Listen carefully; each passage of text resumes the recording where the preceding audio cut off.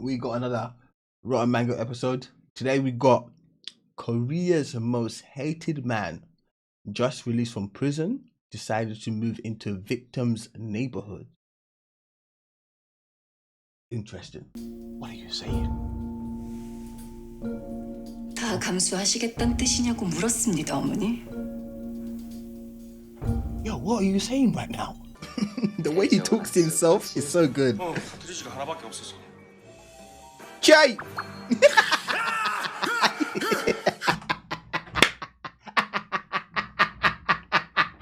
듭니다. Well, duh, she's your wife. 나도.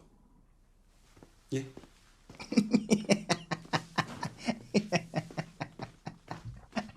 Play me.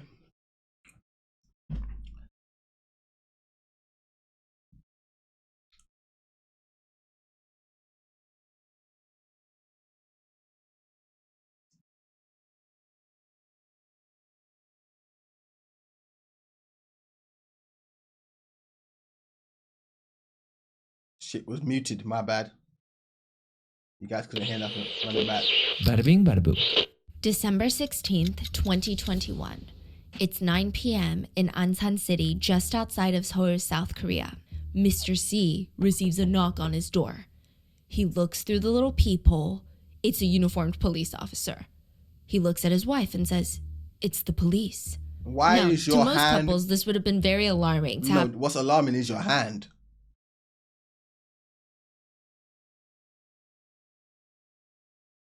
I can't be the only one seeing that. Why go on for her hand?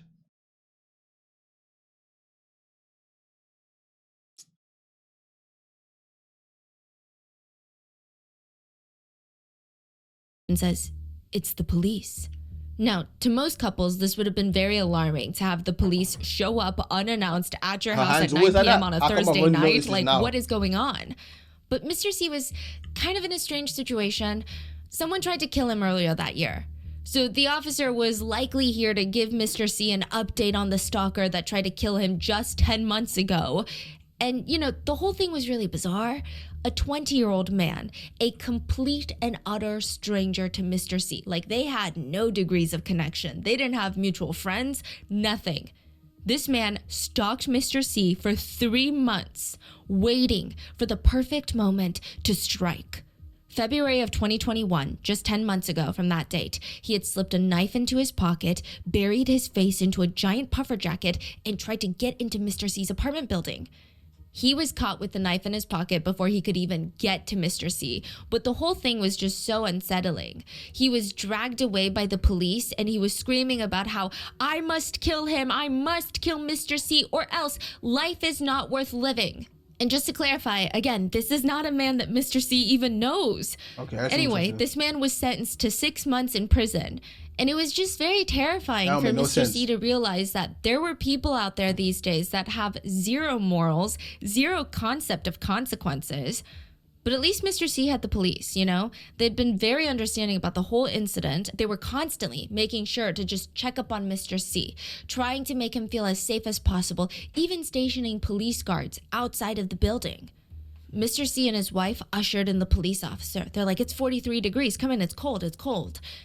Now, it's unclear if Mr. C recognized the officer. And it's unclear at what point Mr. C realized this police officer standing in his apartment is not a real police officer.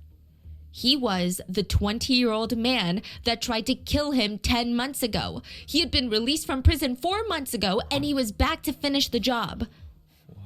The fake police officer grabs a hammer near the door and smashes it onto Mr. C's head. Mr. C's wife is screaming. She's running out the door while the two men get into a struggle. They're trying to overpower each other. Mr. C's wife is screaming, "There's a lunatic trying to murder my husband." The real police officers arrive in record time. They arrest the masked man, and Mr. C was rushed to the local hospital.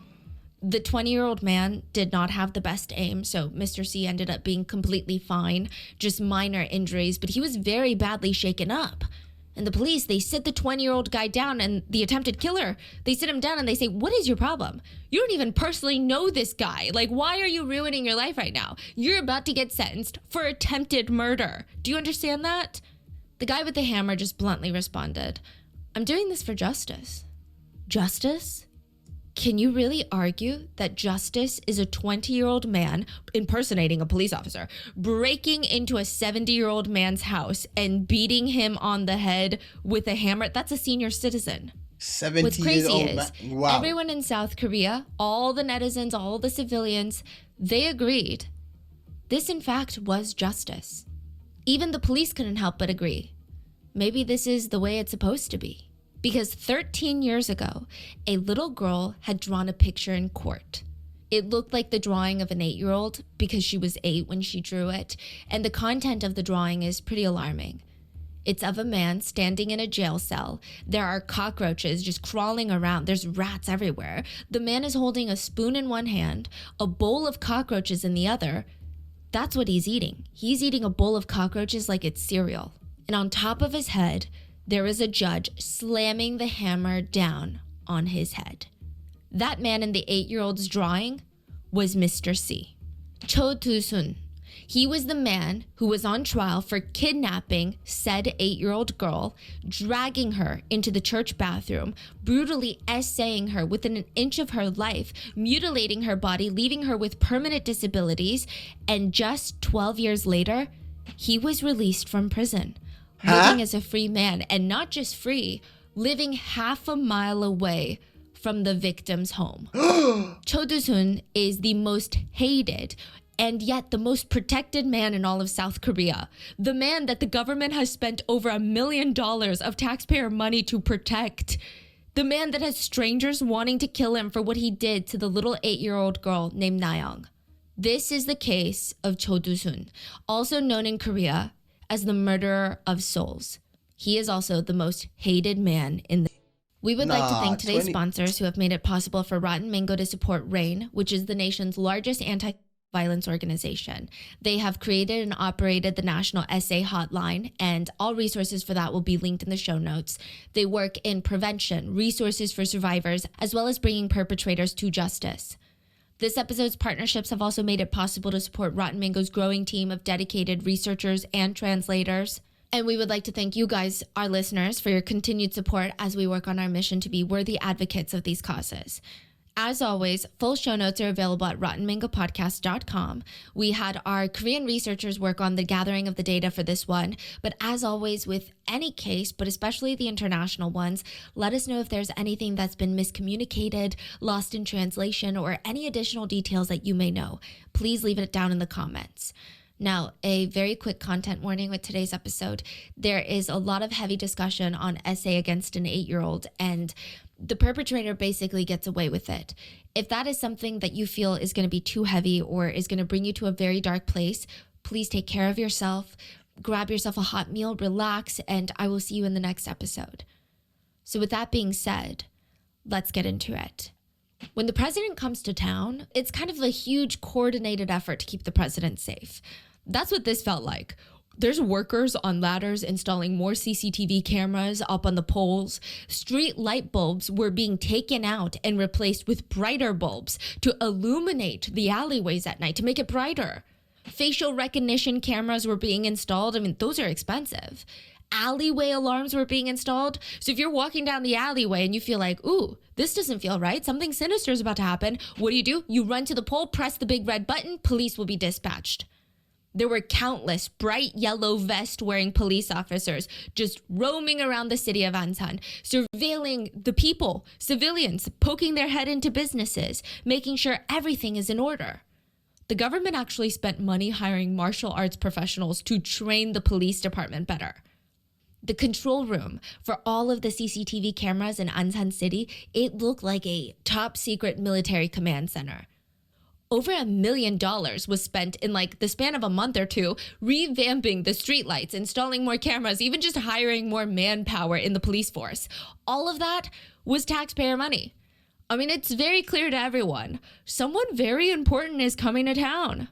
Ansan City government even hired 12 security guards, formerly special forces soldiers, and martial arts specialists to just patrol the area around this man's house. 24-hour-a-day security. They would even ask anyone that's walking down that street within like a block of this man's house for their ID, just to make sure that they're not someone weird. I mean, you can't tell me that's not the president.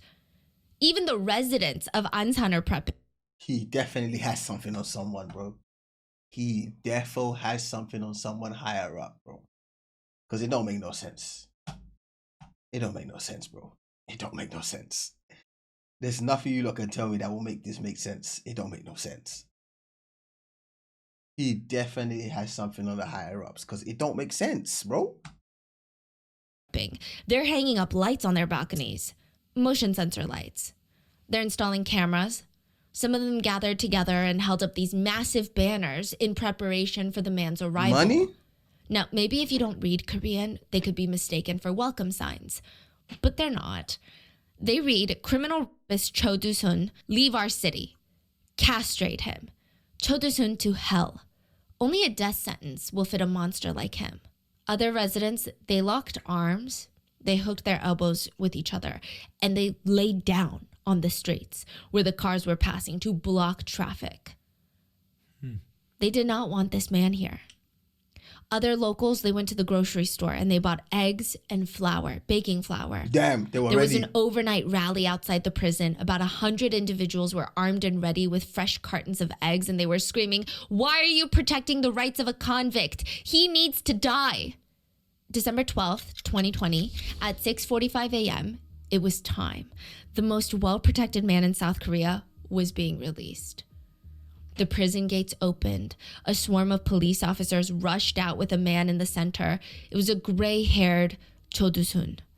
Cho had been prepping for this moment too.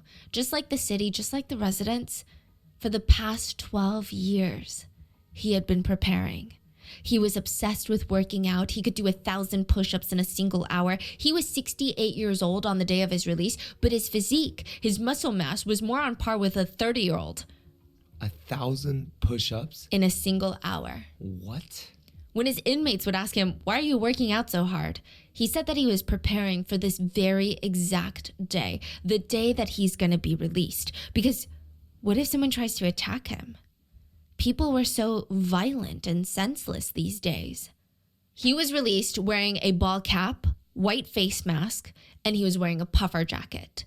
He refused to answer any of the civilians or the reporters' questions. He refused to apologize. He just bowed twice silently in front of all the cameras that were shoved in his face.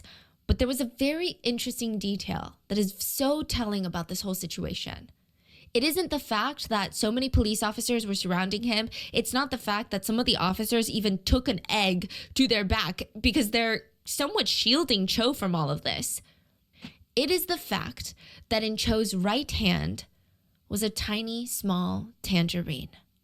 It's such a small, insignificant fruit, but it just feels so sinister. It feels so nonchalant, like he just grabbed a piece of fruit on his way out to run errands. Could he really even be thinking about food right now? Later, Cho's probation officer would state that Cho was surprised to see all the people that were greeting him when he was released. He said, I guess it kind of makes sense, though. I committed a crime that would anger both gods and human beings. The day of that crime was December 11th, 2008. So 12 years prior. 8:30 a.m., it's below freezing temperatures in South Korea, 30 degrees Fahrenheit or -1 degree Celsius. It's about the time that kids are rushing to school in their little puffer jackets and their mittens. Adults are commuting to work. And in this quiet alleyway in Ansan City is Cho smoking a cigarette. Now, if you pass by him, you might think maybe he's waiting for someone. It is way too cold to be standing in this windy alleyway smoking a cigarette. It's not even enjoyable. But he's waiting. And he waits until he sees a little girl that is named Nayoung. So Nayoung is not actually her real name. Her identity is very well protected by the South Korean government, and no one's trying to figure out who she is. So she's Nayoung. She's a third grader, probably around 3.5 feet tall, very tiny, walking to school. And she's walking quickly because it's cold. He steps in front of her and he says, "Do you go to this church?" Behind him in the alleyway, there's this small church, and it's not like a normal church building. It's one of those black brick buildings. It looks more like an office building that's been rented and converted into a church, like the type that you would see in major cities. Okay. She responds, "No," steps to the side to walk around the man, but he grabs her tiny little arm and says, "You should go to church." He starts dragging her into this quiet black building. It's completely empty. It's a school day. Nobody who worked at the church had even gotten there yet. It was left unlocked so that worshipers could come in at any time and pray. Without hesitation, Cho drags her up to the second floor bathroom. It is a single toilet private bathroom. There are no stalls. There's no heater turned on. There's this orange-brown tile on the ground that's ice cold. He throws her into the bathroom and shuts the door behind him. He forces her to sit on the toilet and tries to essay her by forcing her to perform orally. He pulls down his pants, but Nayoung refuses, and this really angers Cho. He starts leaning down and starts assaulting her tiny little face with his mouth. He starts biting her cheeks in anger, and he's not biting. He's genuinely trying to shred off her cheek fat with his teeth. He tears off enough skin to get to the fatty tissue below the skin. Her face will be scarred. Not all the way down to the muscle, but it was really bad and it was very bloody. What are you? Wait, what are you saying? Like what? What are you?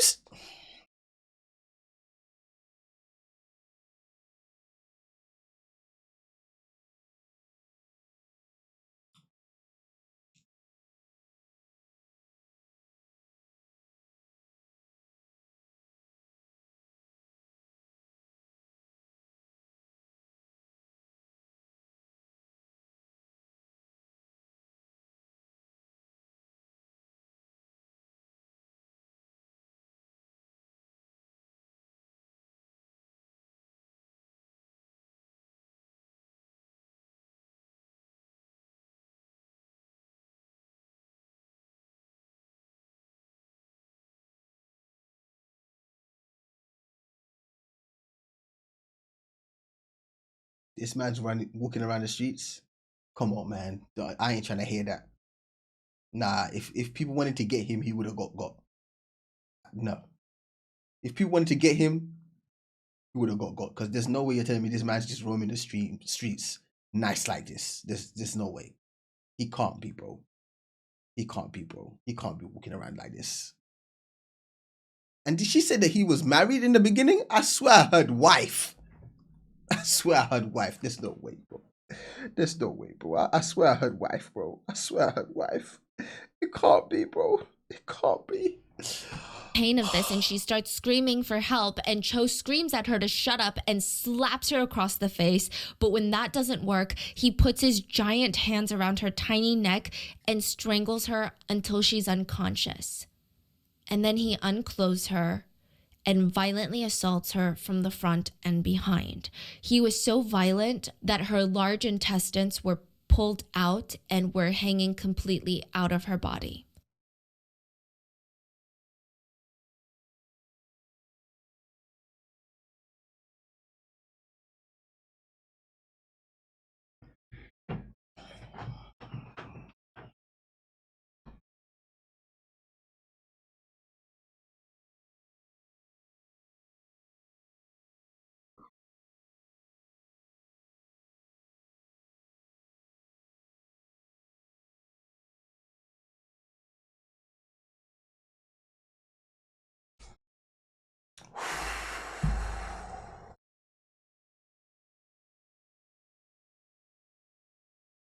And then people are like, Musa, what do you mean you don't like people? What are you saying you don't like people? There's a lot of sick people in this world, bro. Like if you really deep it, there's a lot of people that are not well. You know? And people are just out here just accepting the fact that they're not well. Nah, bro, they gotta get help. You gotta get them help, bro. There's a lot of people out here walking that need help. And we out here just like, oh, it's okay, they're fine. No, they're not fine, bro. They need help. They need to get that shit help. They need it. It's crazy. There were at one point rumors. And we're in a world now where everything's trying to get normalized. No, if it's not normal, it's not normal, bro. That's it. The end. There's no discussion. If the shit's not normal, it's not normal. We're in a world where everyone's trying to normalize everything. No, bro, we're not doing that. If it's not normal, it's not normal. The end. Rumors that a plunger was used on her private parts in order to inflict this level of damage, but it was later stated that No, it was just the sheer brutality of the assault that caused the injuries. Fuck. She was completely disemboweled. Oh, when he was done, you know, with the bathroom sink, there's a pipe that goes to the wall, and that's where the water comes out of. He disconnected that pipe, so when he turned on the faucet, the water was now just spilling out onto the ground. And it was just splashing on top of 8-year-old Nayoung. It was ice cold water. This was his attempt to get rid of his DNA. And then he left that little 8-year-old girl unclothed, dying, disemboweled on the cold church bathroom floor. He walked back home. He didn't say a word to his wife. He's married. He went into his room, changed his clothes, threw himself onto his warm, comfortable bed, and he started snoring. He fell asleep in peace, knowing that he would wake up in the comfort of his own bed. While Nayoung, she only had a 10% chance of waking up ever again. She would wake up briefly from the cold water splashing on her back. I mean, the water was so cold, it would have been numbing on her skin. And when she looked up, her attacker is gone. I don't know if she could see the extent of her own injuries, if that would register in an 8-year-old's brain. I don't know. But she mustered up all the strength that she had left and started crawling out of that church bathroom. We don't know how loud she could even be after being violently strangled, but she tried her best to call for help. She was out the door and into the hallway with this trail of blood just behind her when a church worker sees her and they start screaming for help. Paramedics rush to the church. They rush baby Nayoung to the hospital, and it was one of the worst case situations possible. Nayoung was now losing consciousness. Her large intestines was dying. So when your organs are exposed to the harsh environment outside of your body, the cells start to die. When this happens, doctors have to amputate and remove the dying organ so that they can try to contain that damage. But that's not the only problem that they're dealing with. There's so many variables. They don't know how long Nayoung was without oxygen. Hope he ain't alive right now. Brother, chilling. This is 2020. This is 2020. This wasn't that long ago. Brother chilling right now. Oxygen to the brain. She had severe damage to 80% of her private parts. She had severe damage to her internal organs. Doctors had to make sure that her small intestines were still intact because you can live without your large intestines. I mean, I think it happened, what did they say? 2008? It happened in 2008 and he was in jail for 12 years, I believe. He got released in 2021. You cannot live without your small intestines. Madness. Your large intestines are mainly there for water and electrolyte absorption to harden your stool. But your small intestines, that's where you absorb the nutrients for your food. The doctors didn't know if Nayoung's small intestines were also damaged and how badly and to what extent. Additionally, she had several broken bones. She would need life-saving emergency surgery, and the chance of survival, 10%. She would be in that emergency surgery for 8 hours. The surgeon would have to cut open her abdomen, a long cut through her. Should have gotten life. What life? It's moments like this when you're like, where the chair at? No, I'm being dead serious. It's situations like this where you're like, where the chair at? Where is the chair at? Bring it out. Hey, this is one of those situations. Bring the chair out. Chest all the way down to her belly button so that they could operate on all of her internal organs. He's literally ruined a human's life. Like, she can't even live normally. Like, he's literally ruined a life. Forever. Borderline, you've basically taken a life because she can't ever live normally. She cannot live a normal life. Brother, you're gone. You're gone. She was bleeding internally. They had to amputate around 70% of her intestines. The surgery itself is physically traumatic, just adding more injuries onto little Nayoung's body. Nayoung's parents rushed to the hospital and they just held on to that 10% chance the whole time. And now I'm getting that 20-year-old, bro. I'm getting why he was so persistent. Why he was all up in the man's business. Why he was all up. He was like 6 months in prison. No problem. I'm coming back out. Now I'm gonna dress up as a police, enter your house and try to get. Oh, if only his aim was good. Ooh, if only he swung the hammer right, bro. 10% that she's being operated on, because all they need is that 10%. After 8 hours of surgery, Nayoung woke up, and instead of being in the comfort of her own bed like Cho was, she was on the hard hospital bed with machines beeping all around her and a handful of police officers staring down at her. They wanted her to give her statement. The first thing 8-year-old Nayoung did after waking up from life-saving surgery was tell the police everything that happened. And I'm sure every second of that was painful. This is giving me Delhi crimes. It's one of the cases. I think Delhi crime is the same thing. Like, it's, obviously she was older, but I think she got SA'd by like eight guys on the back of a bus or something stupid. That shit was intense as well. But oh my god! An 8-year-old and that was also a real life story as well. A 57-year-old man did to her. A man older some than people her own I father. just don't that is get. not a normal conversation. So I just don't The get it. doctor's then sitting that 8-year-old Nayoung down and telling her how her entire life is going to change and how her body no longer works the way it used to because of this man. That is not a normal conversation. Nayoung was too young to even spell the names of the surgeries that she received. Nayoung's doctors had to amputate a good amount of her large intestines. They had to connect her small intestines to her rectum in hopes that her small intestines would slowly learn to take on the role of her large intestines. And because most of her large intestines were now gone, she would have a stoma. A stoma is a hole in your stomach that doctors create that allow waste, urine, and feces to exit your body through your stomach. So instead of sitting down using a toilet to use the restroom, you would have the stomach opening and it would be connected to a bag of sorts, like a colostomy bag, and it would empty out on its own. There are no nerve endings in the stoma, so thankfully it shouldn't hurt. But, in that same vein, there are no sphincter muscles at the end of a stoma like you would have in the rectum. So something that a lot of us might take for granted is, when you go out with friends and you're having lunch with them, we can kind of hold our need to use the restroom, or we can kind of time it so when we get home, that's when we will use it, right? When you have a stoma, there's no warning. There's no way to control it. The waste will just exit the stoma whether you like it or not. Side note, I know that the upside of all of this, the hope that we're holding on to is that, yes, she's alive, right? This is very bad, but at least she's alive. There's no at least she's alive. Her life is ruined, bro.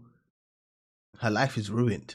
But it's not, oh, she's saved now. Just one surgery and she's good to go. No. No. She would need months of intensive treatment to just heal from the surgery, let alone the physical injuries that were inflicted on her by this man. No, I'm just trying to deep the whole.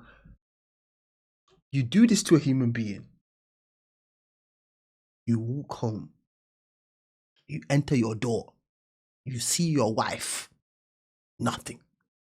Brother goes, changes, whatever he does, lays in bed and starts snoring?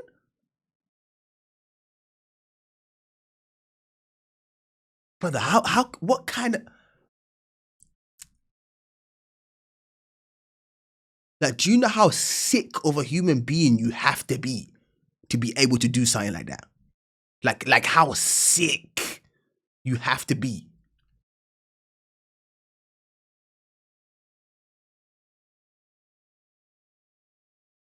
Oh, brother.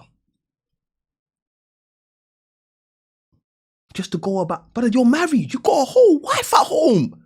Smoke your cigarette, go back upstairs and get busy. I mean, it's not even making sense to me. It's not. But you had a whole wife at home.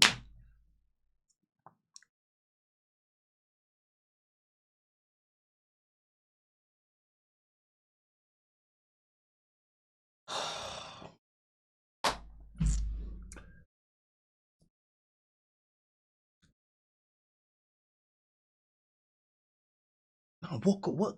Because you know, like I can't. That is so sick. It makes me feel so because I'm like, brother, it don't make no sense. How can you see an 8-year-old and say, oh yeah, what? Why are you married? Why does he have a wife?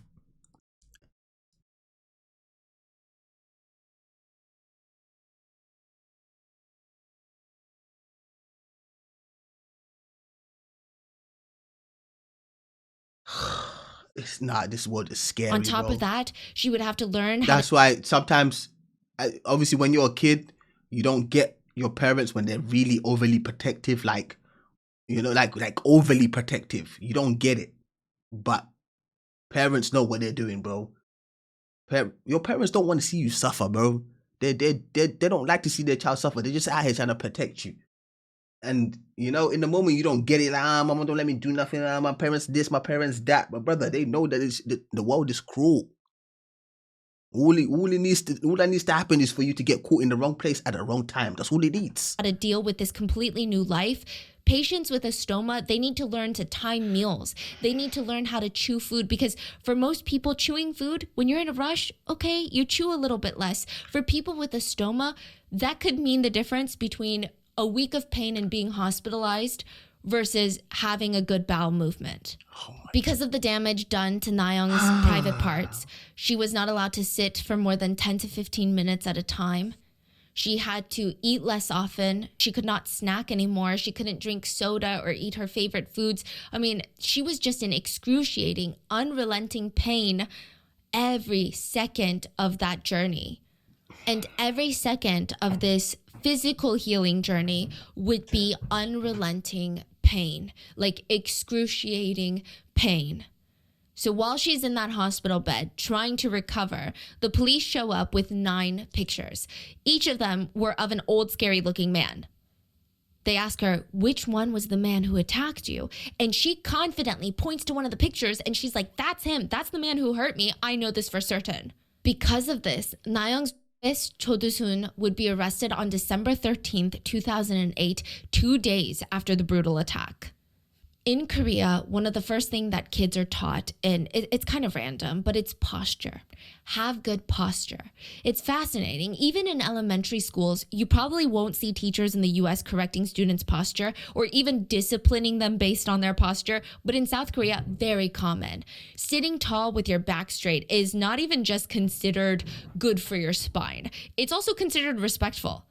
Slouching in front of elders, it's interpreted as you don't respect them enough to be at full attention. In school, your posture can determine if teachers see you as a well-behaved, studious, credible kid or not. And this man's voice was very stern. Sit up, straighten your back. Nayoung fumbled with her colostomy bag, the bag that catches all her waste and is attached to her stoma on her stomach. The hospital didn't have ones for children, so she had to use an adult-sized colostomy bag. It was hanging, peeking out from under her shirt, and it came all the way down to her knees. Because again, this bag was made for adults. It was way too big for her. She fumbled with her bag and she's wincing as she's trying to sit up straighter. Technically, she's not even supposed to be sitting for too long. Doctor said maybe just 10-15 minutes and then she has to get up. The prosecutors waited until they were happy with her posture to continue. What? The prosecutors. This is a court? This is in the prosecutor's office before the trial. What? Nayoung had given her full statement to the police the minute that she woke up from life-saving surgery. But the prosecutors, they wanted her to come in and tell them one more time so that they could record it and they could play that recording. See, now some bullshit like that, I can't, bro. Bullshit like that there, it's just giving, everyone's just evil. There's no humanity anymore, bro. Fuck your rules, fuck all of that shit. Nah, it's starting to piss me off. Brother, that shit started. That shit making me. Ooh, shit's making me hot. Oh my god, that shit's making me hot. Oh my god. Oh my god. Oh my god. Oh nah, that shit like that just pisses me off. I hate but there's a time and a place for that shit. You feel me? And this ain't it. This ain't it. You know what she's been through. You know what she's dealing with. And you're worried about her posture? Shut the fuck up. Shut the fuck up. Oh my god. Can't take this shit, bro.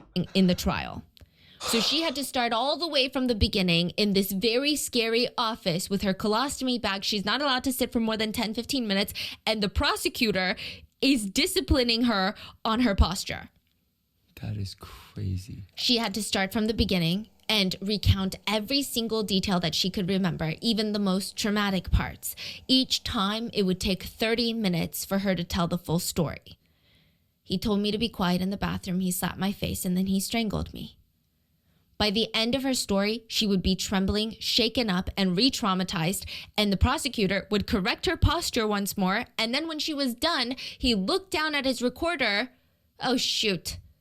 I forgot to hit the record button. Okay, let's do it one more time from the top. Oh, yeah. I'm whooping his ass. Okay. I'm going to tell the 8-year-old, get out. I'm whooping his ass. No. He getting an ass whooping. Oh, no. You know what? I'll be like, you can't, because you want justice for, you want justice. But you low-key want to say, you know what? Fuck you and leave. You know what? Just fuck you and just leave. Because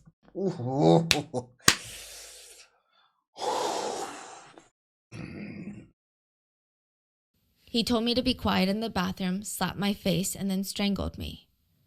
Damn it, what is wrong with this tape recorder? Okay, let's go back from the top and don't skip any details this time around too. And sit up straight.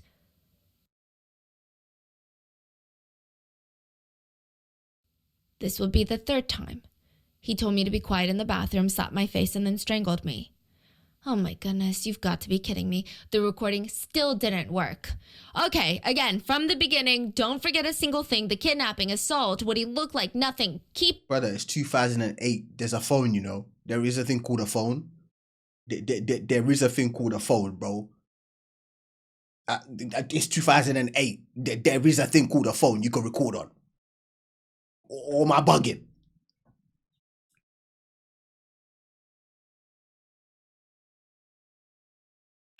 Brother. Keep in all the details. He told me to be quiet in the bathroom, slapped my face, and then strangled me. Na-young would have to recite exactly what happened to her 4 times in a row. Sitting on a hard chair when her doctors advised her to not sit more than 10 minutes at a time, fumbling with her colostomy bag, re-traumatizing herself, bringing her back to the day of the attack over and over and over again with her own words, while the prosecutor is yelling at her, 똑바로 앉으라고, 허리 펴고, which means sit up straight, straighten your back. What the fuck is wrong with this guy? But at least it's over, right? No. There's a lot of, when I watch things like, see, that's with every culture. It's every culture. There's a lot of things you like, and then there's just a lot of things you're just like, nah. I've said it multiple times. There's a lot of things I love about Korea, and I love about the culture. But there's a lot of things I'm just like, oh hell no, that's not running, bro. That's not running. So far, she would have told the police right when she woke up from surgery, and then she just told the prosecutor 4 times what happened to her. So 5 times total, and at least she's done, right? She never has to say it again, right? During the actual trial, the police were in charge of bringing her audio recording to the courthouse so that they could play it for the judge, right? Mm-hmm. They did not bring it on time. I don't know if they were stuck in traffic. I don't know if they were late. I don't know if they forgot. Who knows? So the prosecutor forced Na-young to testify. She would have to dramatically share her story for the 6th time. In her own words, she would be forced to sit there with sanitary pads that would be smeared by blood by the end of her testimony because many of her organs were still bleeding. Thankfully, she wasn't forced to be in the same exact room as her attacker Cho, but she could see him and they could see her. She was placed in a second room in the courthouse, and on the wall there were 2 TV screens. One showed the judge, and another showed the defendant, Cho, in real time. Na-young would have to stare at him while she recited all the details of what he did to her, and then in the courtroom, there would be a TV broadcasting Na-young in real time for the judge, the lawyers, the audience, for all of them to watch. That evening, Na-young went home to write in her diary. Today, a car took me to Seoul for the trial of the man who hurt me. There were 2 TVs in front of me, one with the judge. On the other, I could see the bad man. And all of a sudden, I was very scared. The psychopathy checklist is a 20-item scale to essentially see how psychopathic someone is. It's a bit of a controversial way of testing someone's psychopathy, but it's used frequently in South Korea.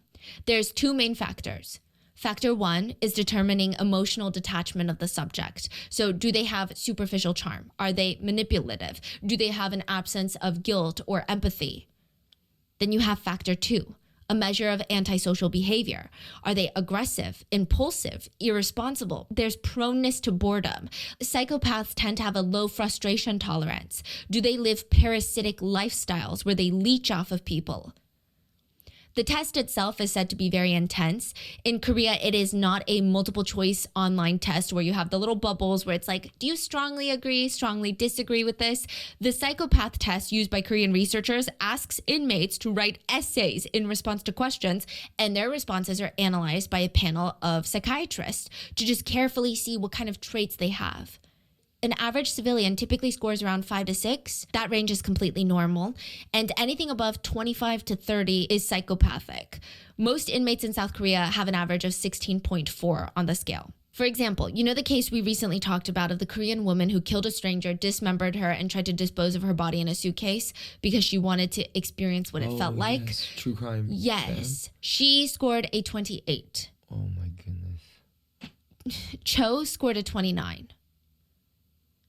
And his wife was going to stay with him, knowing what he did. She stayed with him after his arrest, even finding out the crime that he was accused of doing, which he did. She tried to vouch for him even after his arrest. She told the judge saying that he wasn't, when he wasn't drunk, he was really kind. She said he always did the dishes. He made rice. Sometimes he would make Oh, he did the dishes, huh? He did dishes. he made rice. Yeah, he's already worked his magic on you, right? He got you. he got you on lock. You see that score? That 29? Most of that work has been done on you. He's been manipulating your ass since the very beginning. He got you good. You're done. We ain't even trying to get to you. The wife, she finished. She deep. He got her in deep. She done. She done. Brainwashed. Phew. He got her good. Intense, like dishes. He did laundry. He would help clean, and he was very polite. See? She said, my husband has never been angry. Gone. He is praised for being a polite person. Gone. Aside from drinking and wandering around, my heart and my... See, he's praised for being a kind person. Manipulating, just selling you a dream. This whole marriage, he was just selling you a dream. Oh my God. family life were truly peaceful. But that's really all she could say about him. Even if there was someone in Cho's life that knew him well, they did not want to stand up for him. And I'm sure, a lot of it has to do with the fact that why would they stand up for someone that's accused of assaulting an 8-year-old? But also, they genuinely had nothing good to say about this guy. He doesn't know how to keep a job. He has zero work ethic. He's not a great, happy, welcoming person. He used his wife to pay bills. I mean, with that, how do you try to do a character witness for anyone without perjuring yourself? All you could really do is go up on the stand and say, Your Honor, he existed. Like, that is the most neutral statement that you could make without lying.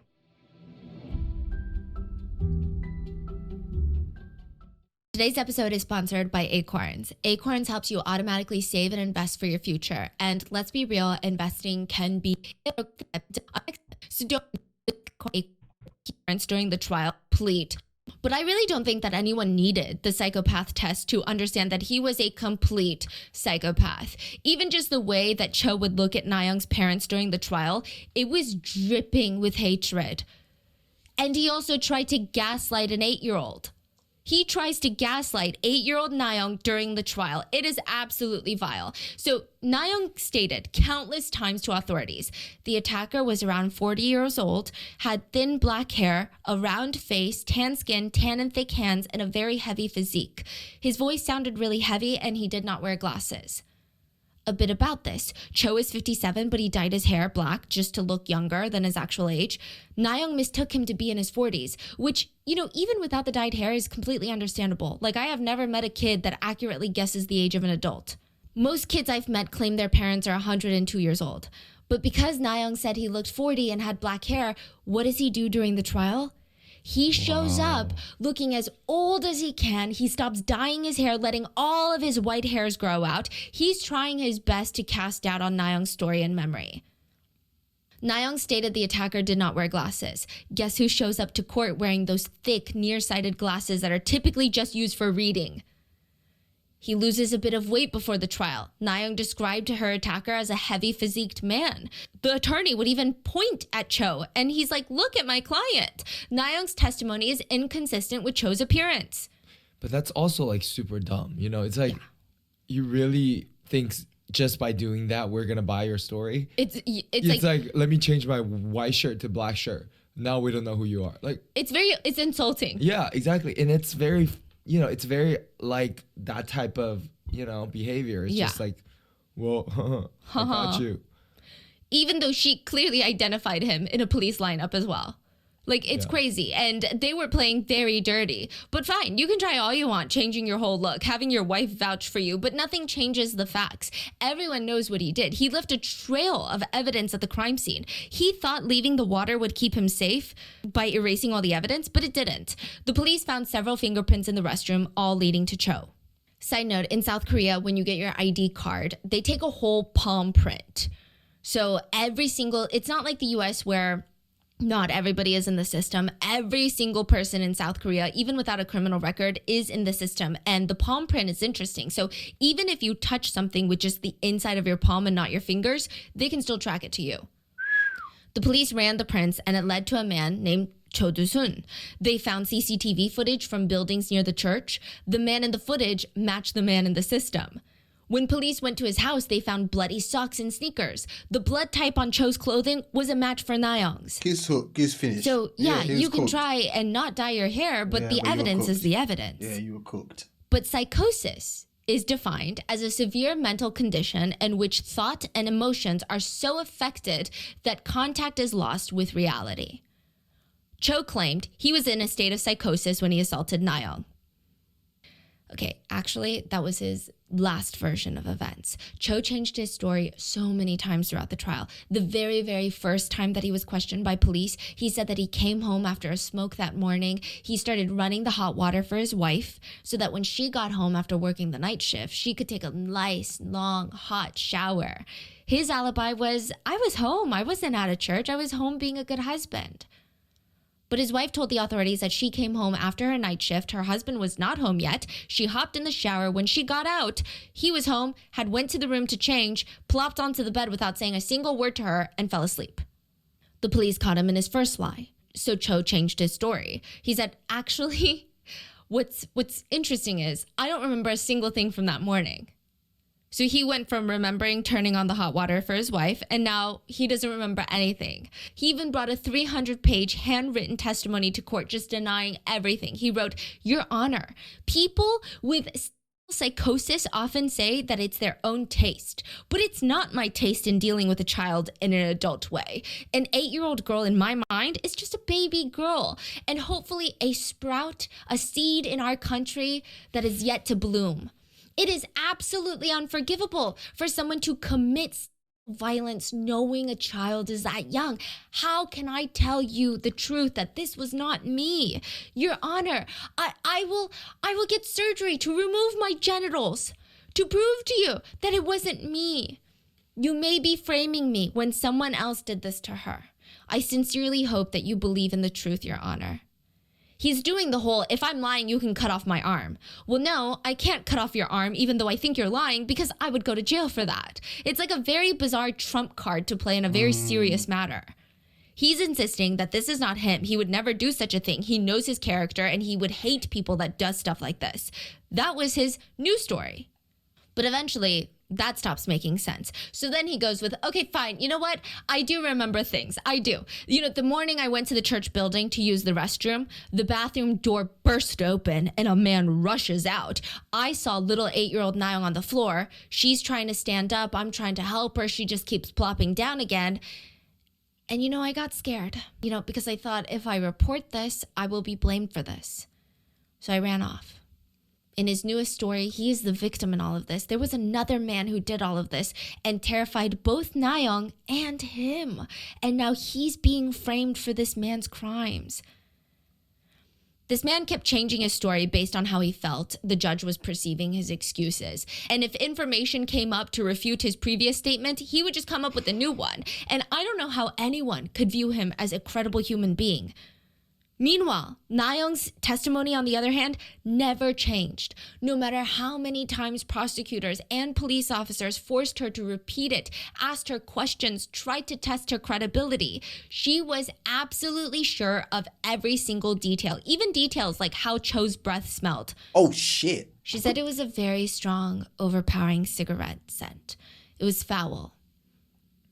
And they asked what other scents were there. Not too much alcohol smell, mainly cigarette. Cho's ears perked up. So did his attorneys. I think everyone in that courtroom knew what was about to happen, and that was gut-wrenching. Na-young, an 8-year-old girl, had done her absolute best to tell the truth. She had been taught since she was a little baby, she's still a baby, that lying is bad. So she did everything to tell the truth on every little detail that was asked of her in a very traumatic situation 6 times. But she didn't know that the truth would be used against her and that the justice system was rigged against her. Cho now had a new story, one that he would stick by, okay? He did do everything. He committed the crime. He did that to Na-young, but he can't be held responsible for it because he was in a state of psychosis. How and why was he in a state of psychosis? Because he was drunk. He argued that being drunk puts you in a state of temporary psychosis, that when you are drunk, you are unable to make decisions due to your compromised mental and physical state. You are unable to control yourself. You are in a state of psychosis. Brother, I don't care how drunk you are, an 8-year-old is an 8-year-old. I don't give a fuck. I don't care if you're gone. You see an 8-year-old, you know it's an 8-year-old. I don't give a fuck. I don't give a fuck. I don't care. I don't care. I don't care. Okay, if this sounds absolutely unhinged to you, it is, but it works. Huh? According to Korean Criminal Code, Article 55, Paragraph 1, people with weak abilities due to mental and physical disabilities are subject to a mitigated sentence. And in Korea, being drunk, in the eyes of the law, counts as a mental disability. Being drunk counts as a mental disability when you took the alcohol. You went to the store to buy the alcohol. You drank the alcohol. Therefore, you put yourself in this state. I'm not buying it. I'm not buying it. I'm not buying it. Maybe that's because I don't drink. And I have no remorse for people when they get drunk and do some bullshit. I zero remorse. Brother, you did it. Who told you to drink all of that? Who told you to keep going? Oh, next shot. Who told you to do that? Your damn self. No. I'm sorry, no. Which means, according to the law, Cho's sentence could be reduced purely based on the fact that he was drunk. The difference would mean if he committed this act while he was sober, he could get life imprisonment. If he committed the act while drunk, his sentence could be as little as 7 years. Oh my God. In what world does being... So getting lit reduces your sin? She's funny. No, she's funny. She said, when you're sober, you're hey, life in jail. But you get turned up, get lit, you get less. What sense does that make? If anything, you should be using these people as an example. Make an example out of people and say, yo, alcohol ain't it. You don't need to cut that shit out. Lower the dosage. You can have a couple glasses here and there, but don't be going out here where you can't even walk straight and shit. Drunk and crunk. Make an example out of these people. That's what you should be doing as the government.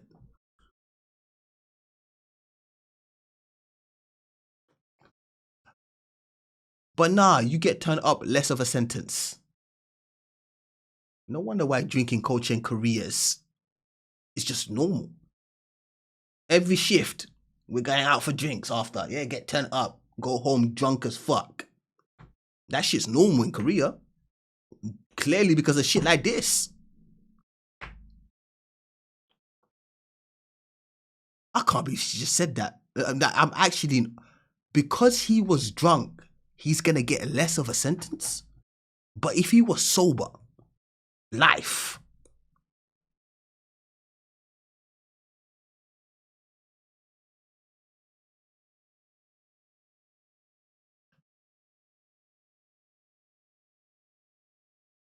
Okay, question. Okay, now this is a deep question. I mean, this is a question.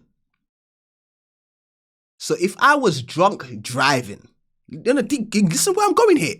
If I was drunk driving and I kill someone whilst drunk driving, am I getting less of a sentence than if I hit someone if I was sober?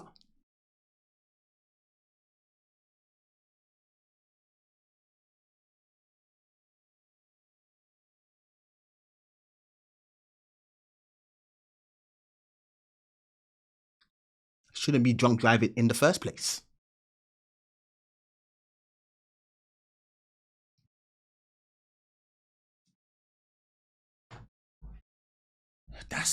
It makes zero sense, bro. It don't make sense. Being drunk excuse anything or make things less. And that's why certain laws need to be questioned. Just because this was made back in 1804, brother, the world changes. The laws need to change with the world. I'm gonna keep it a buck. And I've been saying this for a time. Just because the laws were made back in 1900 whatever, 1600 whatever, shit needs to adjust, bro. Get with the times. Serious, which, you know, like, this logic is so infuriating. When an assaulter is drunk, he is unable to make decisions due to his compromised mental state. When a victim is drunk, it's, you probably consented and now you regret it. Next time, don't drink so much because this is your fault. So if this drunk law applies to anybody, I don't think it should apply to anyone, but if it does, it should apply to victims. Unable to make decisions due to compromised mental state. Okay, so if victims are drunk, they are not able to make decisions, meaning they cannot give consent. Mm-hmm. Automatically, if they are drunk, it is essay then. Simple as. Yeah. Should be the law then. Yeah. Simple as. Yeah. I don't think I have to tell you all the reasons why this defense being allowed is so horrendous. It's but nuts. Let's just do a quick run through. First, being drunk is no excuse. Second, Thank you. The fact that they are using Na-young's own testimony of saying that she smelled a little bit of alcohol in his breath as proof that he was drunk and should get 7 years in prison for his crime, that alone, using her testimony, should be a crime in and of itself. And third, there is no proof that he was drunk that day. There is more proof that he wasn't drunk at all.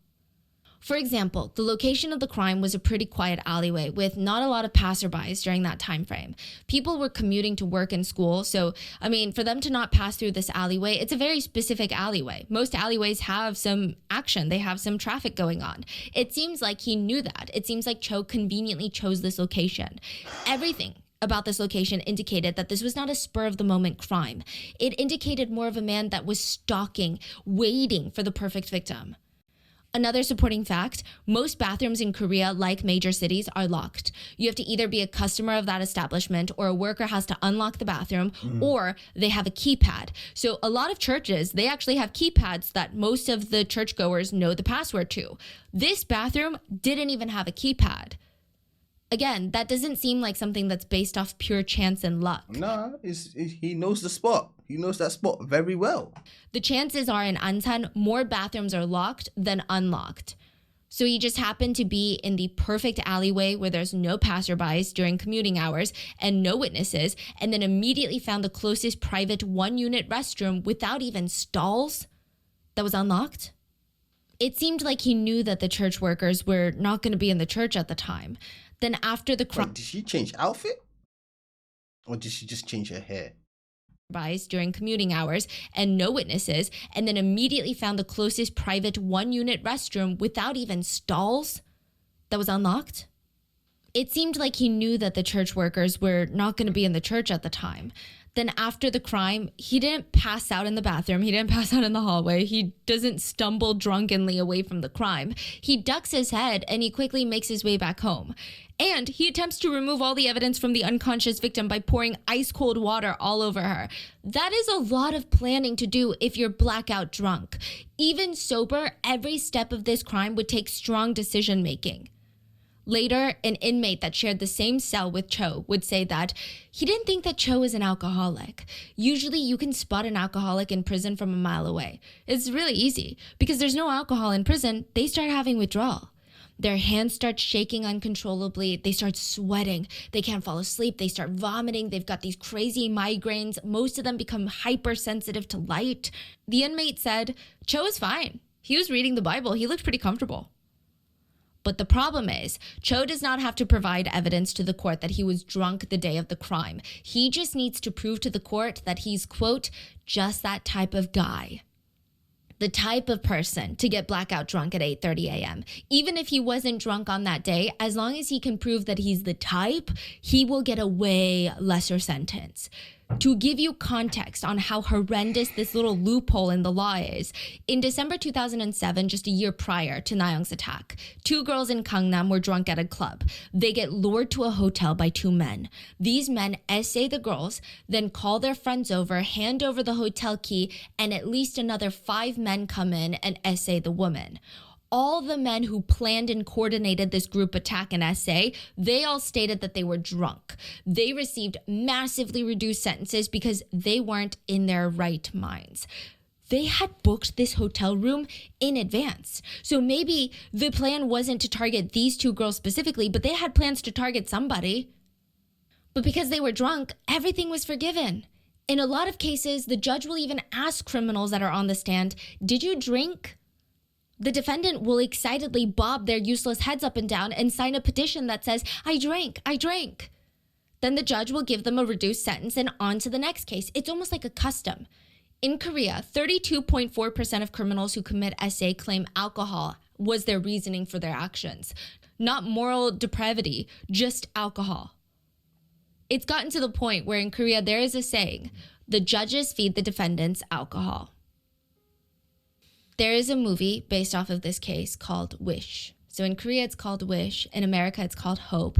And it is probably one of the most emotionally gut-wrenching movies out there. It's about a poor family in South Korea with an 8-year-old girl named Wish, Sohwan. And one day, on Sohwan's way to school, it's raining. This man comes up to her and asks, "Can I borrow your umbrella?" She tries to avoid him, but he ends up dragging her to a construction site where she is brutally beaten and essayed to the point of death. The premise is very well known. Sohwan used to be super close with her dad before this, but afterwards, she's so scared of any adult men. He tries to comfort her when she's in the hospital and she has a panic attack. She almost sees the attacker in her father. So Sohwan's dad has to stay out of her eyesight. He can't even see his own daughter because that's the best way for her to heal. And it's ripping him apart. All he can do is buy one of those giant Kokomon character costumes, like the one that you would see at Disneyland.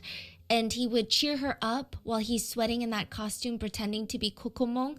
And inside he would just be crying because he can't be her dad. He can only be this character. That's the only thing that she will see. And it's heartbreaking, literally on all fronts, to see how Sohwan has to recover in the movie, how her dad has to navigate trying to help his daughter heal while also simultaneously being rejected by her. And it's just a gut punch. In the end, Sohwan realizes that it's her dad in the costume. Kokomon leans down and she takes off the head of the costume.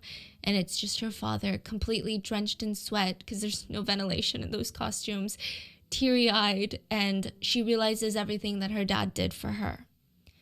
But there's also a scene in that movie where the judge sentences Sohwan's essayer to only 12 years in prison. And all hell breaks loose in the courtroom in the movie. Sohwan's mom is screaming at the judge, 12 years? 12 years. Do you know how old my daughter will be in 12 years? And a lot of viewers, they hated that scene in the movie. I mean, they wanted the predator to get life in prison. This is a movie, right? You can write it however you want. Give him the death sentence. Why are we all going home feeling unjust and crying, right? But at least it's just a movie. But art imitates life because Cho was sentenced to just 12 years in prison. It wasn't just in the movie. Na-young's father cried out, "If this man cannot distinguish from right or wrong and cannot make decisions, that is the definition of a dead person, someone who does not know what is going on around them. How can you say that he is a dead person? He decided to approach Na-young. He dragged her into the church bathroom and then assaulted her. How can someone who is apparently not in their right senses make all of these decisions. Nayoung's father cried that he had to be the one to tell his daughter. His 8-year-old daughter, that Cho, the very bad guy that broke the law, the country decided to just give him 12 years. Nayoung responded to her dad, "Too little." Her dad asked her, "How long do you think the sentence should have been?" 50 years. Or better yet, they should stop giving him food. The judge can't make the wrong decision like this. Later, she asked her dad, "Is this a joke?" From a justice standpoint, it is a sick joke. Not only did the brutality and heinous nature of the crime warrant a very harsh punishment, Cho Do-soon was not a first-time offender. Cho Do-soon had a history of 17 criminal offenses. This was his 18th offense. Wow. Cho's 17 prior criminal offenses. Yeah. Korea's not looking good, man. Korea's not looking good, bro. I'm not gonna lie. Justice system's not looking right, bro. Yeah, you're judge. Yeah, you don't need to fix that shit ASAP. That shit needs to be adjusted. I know you like lot of drink, you know, the suju and whatnot. I know you guys love it, but that drunk law bullshit needs to go. That shit gotta go. That shit gotta go, bro. That one there, you gotta go. You gotta dump that one straight in the poubelle. Dump that shit. Were not even small minor infractions at that. He was arrested, tried, and convicted prior to all of this of sexual assault and murder. We're gonna get to all of these in a minute. If any single person in that courtroom should have gotten the book thrown at them, it should have been Cho Do-soon. Judge Lee, who presided over this case, Nayoung's case, faced a lot of backlash over his decision. His response was to play the victim. I mean, I guess birds of a feather flock together, right? To play the victim? Yeah. The judge is playing the victim? The judge said, "Judges are just public servants. As a public official, I am reflecting on the fact that I have not met the public sentiment. And because of that, not just me, but my whole family is suffering a lot from this case." What the fuck? Judge Lee felt like it wasn't his fault that the law was written the way it was written, and that as a judge, he has to follow the law. He said it's not appropriate for the judge to talk about the verdicts. If mental and physical weakness is recognized at the investigation stage, there is no way for the judge to change that. The judge claims that he believes his hands are clean and free from guilt because as a judge, he's just following the laws. It's the prosecutor's fault for not applying for an appeal. The public was clearly not happy with his response either because the judge could have just thrown his defense out the window and said, "Yeah, I don't care if you were drunk." It was really up to the discretion of the judge. So this whole I'm following the letter of the law, that's not what the letter of the law says. It says you can get a minimum of 7 years, but you can still get life imprisonment, even if you're drunk. So I think it sounded like this drinking was a thing in Korea for so long that people just been applying that to all these heinous crimes, and this is just another one of those. It's like, oh, you drunk? Okay, fine. Yeah. It needs to go. It needs to go. It needs to go. They're just so accustomed to that law. It needs to go. They don't even care about what the crime is. It's gotta go. They're saying it's like a custom, it's a formula. You're drunk? Okay, here's a random sentence that means nothing. It's gotta go. They gotta get rid of that shit. Now, right? It's changed or it's changing. Barely. Really? Not really. There are some amendments to laws, but no, I'm gonna hit you with some recent cases soon. Yeah. And a lot of netizens argued, if you want to argue the letter of the law as some excuse for your choice to sentence Cho to 12 years, then let's argue the letter of the law. Why is Cho being charged with SA? This was clearly attempted murder. Inflicting such visually fatal injuries on a child in the harsh winter and leaving cold water running over her unconscious body, you cannot try and argue in any way that you had no idea that this could kill the child. This is a case of attempted murder. How could the judge not see that? And with his criminal record of 17 prior major offenses, how could the judge give him 12 years? What? He's just gonna spend 12 years in prison, get out a new man? It is very hard for offenders to reform. A Korean news network, MBC, went to interview offenders like Cho. They've committed heinous crimes against children, and now they're free. Oh yeah, I know. Did they that's reform? Actually true. Did they feel genuine remorse? Wait, that's actually true. They don't really do juries in Korea, right? That's not a thing. They don't have juries, do they? It's just a judge that gets to decide.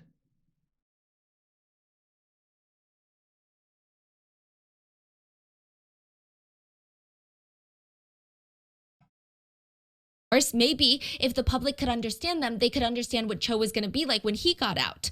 Side note, when I say these offenders are free, I'm talking they're free. I genuinely mean it. In the United States, about 44 states have a variation of a law called Jessica's Law. The law in most states restricts child essayers from living near schools, parks, or anywhere where children can gather together. In Korea, they tried to pass a similar law, but it seems very unlikely to pass because Korea is such a densely populated country.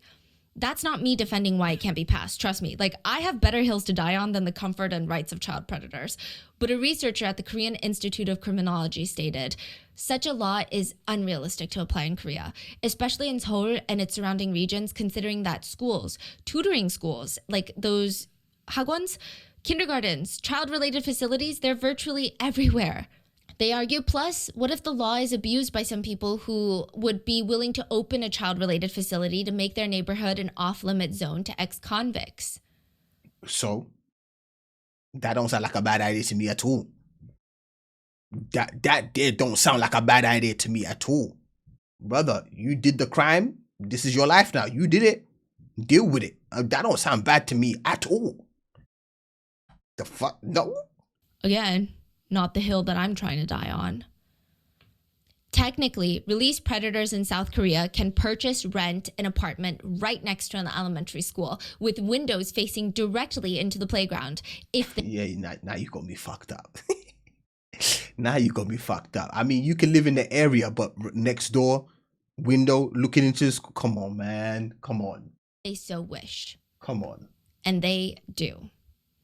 There is an essayer that lives right next to a kindergarten. This is not Cho Do-sun, but similar crimes. NBC followed him. He stayed home all day and only came out when the playground outside filled up. Wow. Kids had gotten out of school. They were playing. He would get up on one of the swings and just swing around while staring at the children. Do people not know that's him? No. His previous victims were between 7 to 11 years old. None of the kids there, none of the adults knew that there was a predator, a pedophile on the playground.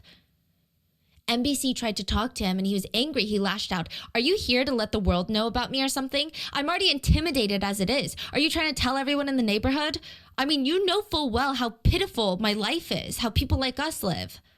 Like us? People, do you mean people like us? He said people like us? It gets worse. He finally sat down, and this was an anonymous interview, so we don't know what his face looks like, and he opened up to the producers. He has to wear an electronic monitoring device, an ankle bracelet, and he complained about it. He said, even when I put clothing underneath it, it really hurts. Like to have this heavy thing pressed up on the skin, it's going to start to sag. When I move around, the hard thing, it chafes my skin and it pokes me, so it gets red and I get blisters, and it just really hurts. I mean, it's just kind of useless too. Like I may be wearing this, but what I realized is it doesn't really have a real effect. I just lower my pants and I hide it, and you can mess with it and touch it without anyone knowing. The producers were like, whoa, let's bring it back to the crime and the victims. Like we're here to figure out if this guy is remorseful. And they said, those kids, you scarred those kids for life. And what do you want me to do about it? Oh, I scarred them for life. I should feel pain too? Like you want me to live like that too? It doesn't matter to me whether they're hurt or dead. The important thing is I'm not going to suffer more because of them anymore. It's not like they're kind of some grand, beautiful woman or Jesus Christ or anything like that. They're just some ugly kids. No. But because of them, I'm suffering. It's totally useless. Wow, this is unreal. Did you intentionally try to avoid places with children or minors? Of course, I intentionally avoid all places with minors. I try to avoid those places on purpose because involuntarily, even without noticing, I start having those thoughts again if I'm around. So I avoid them on purpose. He was not telling the truth. They saw him at the playground that day, and the very next day they were watching him. He went straight to the playground. All he does is stare at the children, which is more than enough. Like, put the man back in jail, please. But that's right now. The judge ruled that he is high risk of reoffending. And they're not doing anything about it. NBC went and That's found. insane. Yeah. Like, imagine you finding out your kids is sitting at the playground and there's someone just standing there. And the people say, what can we do, right? Yeah.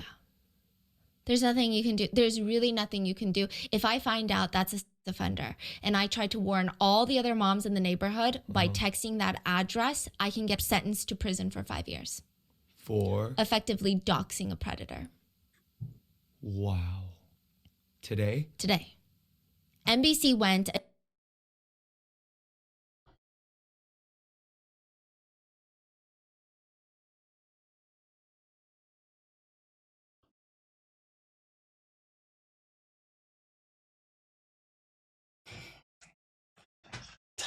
Time out. Nah, time out. This is a lot. This is too much for me, bro. I'm not gonna lie, bro. There's too much going on, bro. I can't. This can't be real. Now, all of a sudden, Korea doesn't even seem like a real place to me. It seems fake. It don't even seem like a real place to me. I'm trying to comprehend, but all these cases and shit that I be seeing, all the dramas that I watch, I'm just like, it can't be a real place sometimes.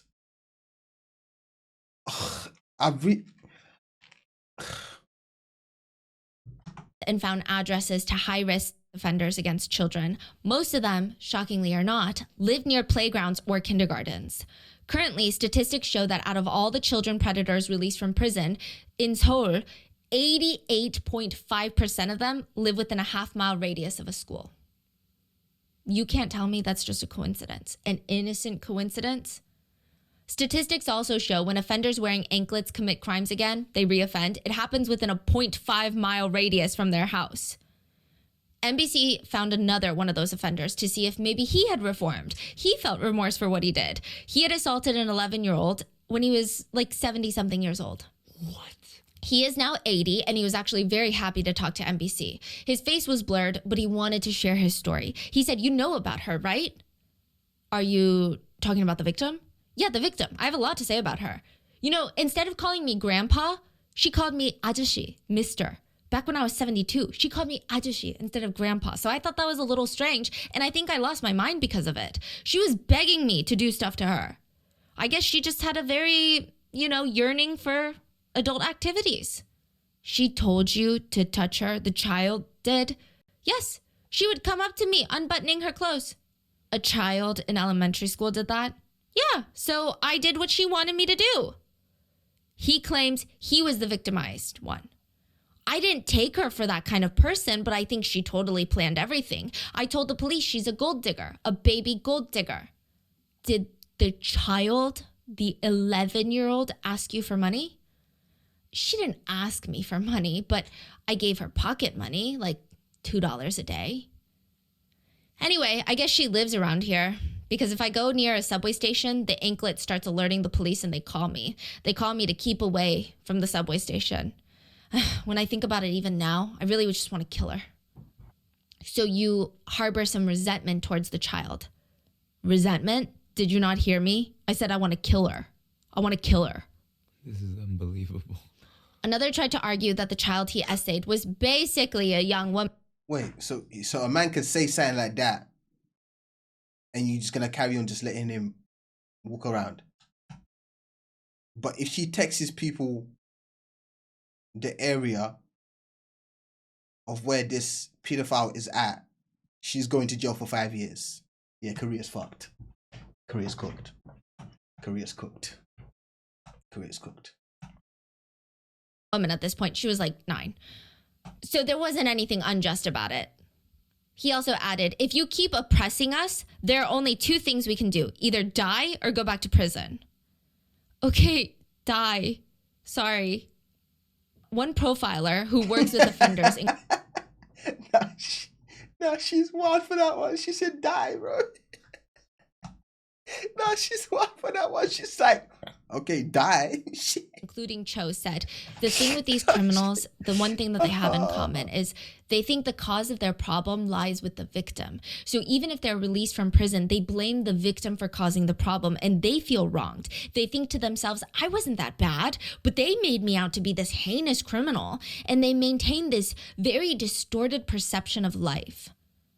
A lot of these other offenders have been dubbed in media as Chos, even though that's not clearly their names, because labeling someone as Chodusun, even though that's not his name, tells you all you need to know about this person and what they did. Professor of psychology Lee Soo-jung said, there are many child offenders like Chodusun in our country before this case, and it seems like there will be many more after. There are not many, actually very few countries that would allow a child sex offender to return to his place of residence so freely without any special precautions. And it seems very unlikely for someone like Cho to reform. His whole life, 70 years, all he's known is himself and violence. That's all he cares about. Cho had to drop out of 6th grade because he was a raging bully. He never went back to school. That's the extent of his education. At 18, Cho committed his first known crime. He stole a bike. He was caught, but it appears that he really likes theft. He kept stealing. He was very active at one point, lived with multiple women, and like no judgment on this part if it's not Cho, but I just don't think that everything would have been consensual and everyone was of age, right? I doubt it. Cho was convicted of assaulting one of his roommates. He served a small, light prison sentence for it. He was then later arrested of essaying a 19-year-old when he was 31. He was only sentenced to 3 years in prison for that. When he got out, he married his current wife, known by the media as Miss O, and they had a son. But this son ended up passing away when he was only 3 months old. And they had a pet Maltese. But he allegedly killed that pet Maltese for peeing on the carpet. It's alleged that Cho threw the Maltese on the ground multiple times and then gouged out its eyes with sticks. He would later allegedly say that he did it because he loved his wife so much. That dog was not peeing on the pee-pee pads, and therefore that dog was bad for his wife, so he had to kill the dog out of love for his wife.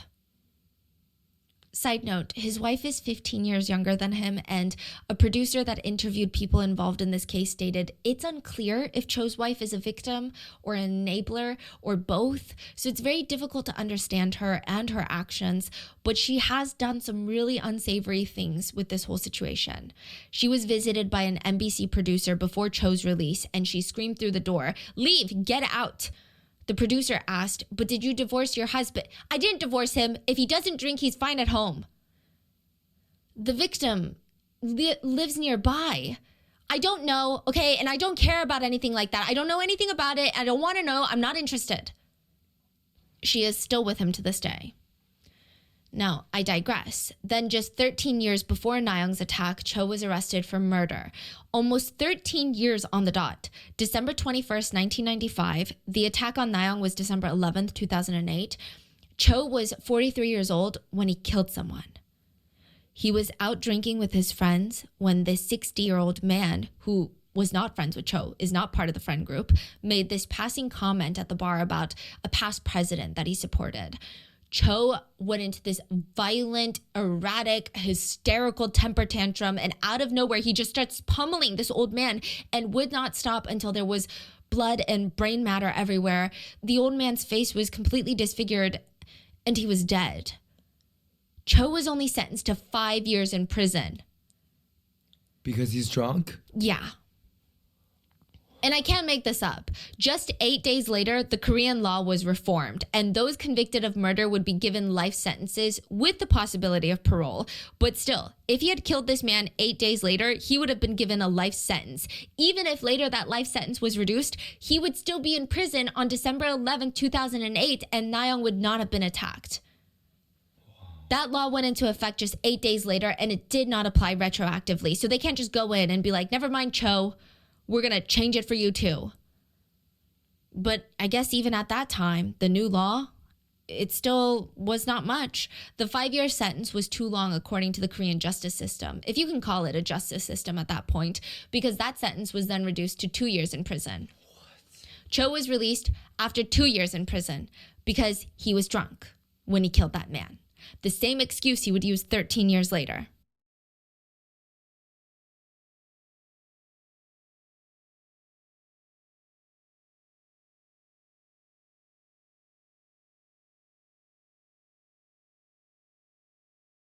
The man died, right?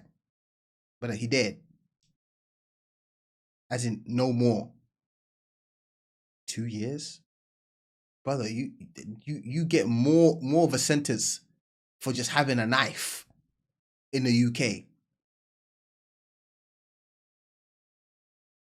Just having a knife. Just have a knife. You get longer than 2 years in jail.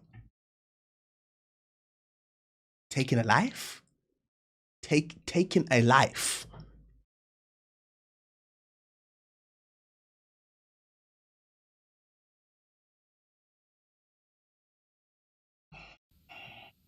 Part of Nayoung's therapy was writing. And also, do the government not understand this? When you're out here giving out all these light sentences, people are not gonna stop with this whole drinking and like slow it down and whatnot. If anything, they're gonna be like, oh, getting drunk is kind of a bonus in life because you get away with shit. Pretty much. That's what I'm hearing right now. I'm hearing if you get lit, you get away. That's all I'm hearing. Am I bugging? Or are we all not hearing the same thing? Get lit, get away. That's all I'm hearing. Nothing but that. Stupid. In her journal and drawing. It was just a good way for her to process her emotions. Nayoung's dad said, Nayoung changed a lot since the attack, you know? She's still passionate, still energetic, but there was, that's something that Cho could never take away from her. But that carefree attitude that every child should have the right to have, that every adult on this planet should honestly work collectively to protect, that was gone. And it was very hard for Nayoung's parents and Nayoung's older sister. They wanted to do everything to help, but sometimes they don't know how to help. Nayoung's dad said, my child writes in a diary every day, and I read it secretly sometimes because I just want to know her thoughts. But no matter what happens, she blames herself first. One day I scolded her and I felt really sorry about it. So I looked at her diary and I thought that she was going to write like a normal child. My dad scolded me, so I'm mad. But instead she wrote, even if I were my dad, I would have scolded myself too. Clearly I deserved it. And Nayoung's dad's heart just broke into two. I mean, for one, she's so quick to think that things are her fault. And two, she's growing up way too quickly. Kids her age are supposed to be angry when their parents yell at them. They're supposed to not be understanding and not supposed to be seeing everybody's point of view. They're supposed to be children. Nayoung's dad said, until last year, she was a normal elementary school student. But now it seems like she has the mentality of a college student. And every 2 weeks, Nayoung's dad feels like he has to cut open his own chest and rip out his heart because every 2 weeks they have to travel to Seoul. She has her counseling treatments, but also they have to go see a specialized doctor who was working on creating her an artificial anus. Now, side note, he was doing this free of charge. The doctor had heard about the case on the radio and offered up his services. The artificial rectum would hopefully mean that she would not need the colostomy bag anymore. I mean, even that is not easy. The operation should typically only take 4 hours for most people, but Nayoung would need to have multiple surgeries, and the first one lasted over 10 hours. Hey! When the doctors opened her up, they realized that her organs were basically tangled. There was a ton of inflammation and scarring inside of her little body. One side of her pelvis had hardened like stone. It was a lot. And even when they were successful at implanting the artificial rectum, she would still need copious amounts of therapy to try and get her own tissues to have that regular bowel movement again. And until then, she would still need her colostomy bag. And the family, they don't have a lot of money, especially after taking off time to take care of Nayoung. They're barely making ends meet. They don't own a car. So every 2 weeks, Nayoung's dad has to watch Nayoung wake up and walk up and down the subway stairs, clutching her giant colostomy bag that hits her knees. And she never complains. She's healing so slowly, but there's healing. Last time Nayoung's family shared one of her drawings with the public, it was of Cho in the cell eating a bowl of cockroaches and a hammer on his head. Now she's drawing SpongeBob with sunglasses. And SpongeBob is smiling, and another one is like a pretty princess with long flowy hair. And they asked her, why the glasses? And Nayoung said, oh, I thought if I put glasses on, he would look cooler. So I tried SpongeBob with glasses. And the princess, that's me. And Nayoung would smile, and the scar on her cheek would go up. But even going to Seoul to get counseling and medical treatments, it's a huge stress on Nayoung. Not just the physical act of getting on the subway and making this very strenuous trek, but for a lot of reasons. Nobody in school, except some of her closest teachers and friends, knew that she is Nayoung. From what I can tell, everyone has been incredibly diligent about keeping her identity private because that's what she wishes. But it also poses some difficulty. Nayoung needs to leave school early and show up for these random medical treatments. And because everyone in the area knows that a girl around her age is Nayoung around this area, sometimes it makes them question, is she Nayoung? She wrote in a journal, "Today I had to go home early, so I couldn't stay till the end of 6th period. I just went home. I think my friends will think that I'm weird. What am I going to tell them on Monday? That's what I worry about the most. I wish I didn't have to be sick. I regret it a lot." The only people that should have regrets are the people trusted to carry out justice, because clearly they did not. But not everyone in this case is evil. All the schools in Ansan, they came together to hold assemblies telling the students to stop talking about who Nayoung might be. Parents were instructed to double down. They would bring home their children and they say, "We don't know who Nayoung is, okay? But how sad would it be if she's your classmate and she heard you talking about who she may or may not be?" Nayoung's closest friends, they knew what happened to her and they all quietly protected her. These are 8-year-olds. They did a better job than the justice system at protecting Nayoung. Crazy. Nayoung would miss class once. Another classmate asked her, "Why do you skip school so often?" Nayoung didn't know what to say, so she started hesitating. One of her friends stood up. "That's why you need to eat all your side dishes and vegetables. This one's a picky eater. She always gets stomach aches and needs to go to the hospital." One of her other friends chimed in, "Yeah, you need to eat more." Nayoung would forever be grateful because she just felt so protected by them. Friends, but they can't protect her from certain things. Yeah, sure. Nayoung's family could only get adult-sized colostomy bags from the hospital. It would reach down to her knees and it was clearish, so you could see the level of fecal matter in there. You could also see when fecal matter was coming out of her stoma. And Nayoung would come home early from school, sometimes because it would fall out or it would fall off, or sometimes it would overflow onto the ground and fecal matter would spill everywhere, and Nayoung would have to come home early from school. Thankfully, a medical company reached out and promised to send her colostomy bags for as long as she would need, whatever size she would need, child-sized colostomy bags. Wow. But she still had to wash it out. She still had to throw out her own fecal matter. And it's hard. Sometimes it leaks. It's a mess. It's not pleasant because the minute that you unplug it, it leaks down onto your body. So her dad made her this contraption. It's this makeshift funnel, almost like a makeshift sink that flows into the toilet bowl. She can unhook her colostomy bag from her stoma, have it flow into this makeshift funnel, and it funnels into the toilet. It matches her height. She has to use it 5 times a day to empty her bag, clean it, and exchange it for a new bag. And we don't know if Nayoung said thank you to her dad, but it's pretty clear that it meant a lot to her. She wrote in her diary, "Today I had one of those snack packages with the toys inside. It was my first time assembling a toy like that. I completed it in 1 try. I did it really well. I constructed it pretty good. I'm just like my dad, so I'm good at making and fixing things." Yeah. Sorry. And I am thankful I was born. But there are things that Nayoung can't do anymore, and her dad can't create an invention to solve it. In May, Korea has something called Children's Day. It's this huge celebration in Korea where parents show appreciation to their children. Relatives come over, give the family, kids money and gifts. I mean, kids probably love Children's Day more than Christmas. It's a big deal. Nayoung just had a simple wish: go to the amusement park for Children's Day. When she told her dad that, his heart sank. He could have saved up for a toy. He could have learned how to cook a new dish. But in an amusement park, Nayoung's colostomy bag had to be emptied frequently. It made it nearly impossible for her to be outside for long periods of time unless she's at a hospital. But Nayoung's dad didn't want to say that, so he tried to cheer her up by ordering her favorite pizza. And she would sit there on the ground staring at her pizza. And they have a really small house. They don't have space for a dining table, so they have one of those foldable tables that you fold out and put on the ground, and you sit on the ground and eat, and when you're done, you fold it back up and put it away. She wouldn't even make eye contact with her dad. She wouldn't even touch the pizza. He poured her a cup of orange juice. "Here, drink this. This is the one that you like." "I don't want it." Her dad got up and went to the fridge. "Okay, well, how about some yogurt? Why don't you pick one of these to try?"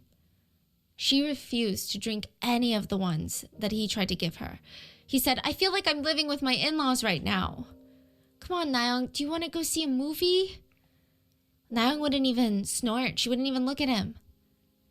Nayoung's dad was so stressed. I mean, it's hard enough to get Nayoung to eat as it is. She doesn't absorb nutrients well, and she has to eat 3 times more than the other kids to grow at the same rate. She was over 4 feet tall and only weighed 55 pounds. It took him a long time to get a juice in one hand and a slice of pizza in her other hand, and he pulled out a yellow gift box, and her face lit up. What is that? Someone who knew her and knew what she had been through knew that she liked The Simpsons, and they sent her a toy set for Children's Day. Nayoung was so happy. She spent all day assembling her Simpsons toys on the window in her room. And later, Nayoung would actually grow out of Children's Day. She got hit with what her dad calls junior high school student sickness. All of Korea calls it that. It's another word for puberty, when kids don't want to be around their parents anymore. Nayoung's dad said, when I come home, she doesn't say anything. No matter how much I ask about her day, it's always yes or no. Yes or no. He said, in the past, she followed me around, daddy, daddy, daddy. But these days, she only likes her friends. This stage is really sad for a lot of parents. But I wonder if there's a twinge of happiness for Nayoung's dad, because Nayoung is now experiencing such a normal stage in childhood. Just like all of her friends, the teenage puberty, too cool for her parents' phase. But there is a voice that is lingering in the back of his mind. Psychiatrists have all warned Nayoung's parents that puberty can bring back a lot of trauma. Her emotional wounds were healing, but they could burst open again. Because when we hit puberty, we learn a deeper understanding of, and we will recall feelings and experiences from the past that we tried very hard to suppress. It's a hard time because victims who are essayed as a child, they could feel a bit of healing, they could make progress, but this could be a huge setback because they're starting to understand what fully happened to them. Wow. But Nayoung's dad is hopeful. He believes that she's healing slowly, bit by bit, with the help of all the wonderful people in her life. The doctors, even the ones that are not involved in her care anymore, they will jump out of bed and run to Nayoung if she needs anything. One police officer, who Nayoung called Police Officer 언니, she meets with Nayoung frequently to take care of her. Former counselors, attorneys, the CEO of the movie company that produced the movies Howon, that was loosely based off of Nayoung's story, they're all part of Nayoung's life. And because of that, Nayoung does not complain. She wants to grow up and become a doctor. She said that she just wants to help people, and this feels like this is where the story should end, right? A child who, against all odds, against the scum of the earth that tried to kill her, goes on this journey of healing and becomes someone that the world is proud of and inspired by. Yeah, this guy's still That's the about. end. That should be the end. So why is this episode not over? Because the real Cho Do-sun was set to be released December 13th of 2020. And it was announced that he would be moving back to Ansan, the city of the crime and the city where Nayoung still lives, the city that she calls home. It is said that his apartment would be half a mile from her family home. A 5-minute walk. The phrases Cho Do-sun fear started trending in South Korea. People started circulating messages on social media titled, "How to stab Cho where it hurts if you run into him." And nothing is helping ease the public. Psychological experts who worked with Cho diagnosed him as having intermittent explosive disorder, which has been defined as an impulse control disorder characterized by sudden unwanted anger. People with IED can essentially explode into a rage despite lack of apparent provocation or reasoning. There are a lot of people who have this disorder, and they work with managing their emotions, trying to identify trigger points. And they can lead very loving, nonviolent lives regardless of their diagnosis. But clearly, Cho was not one of them. So this is adding to the anxiety that the general public feel that this man is about to be free. Experts even stated that to make matters worse, it is clear that Cho does not believe there are real consequences to his actions. Imprisonment, the threat of future imprisonment, that's not going to stop him from reoffending. The same profiler who worked with Cho said, someone like Cho, he gets a lot of satisfaction from his actions, not just the act itself, but we believe that he gets satisfaction from watching his victim and the victim's families collapse. The damage done to the victim's life, that is an addiction and a satisfaction for someone like him. Cho was given a test that measured his likelihood of reoffending his same offense. And they measured things like family environment, criminal history, employment.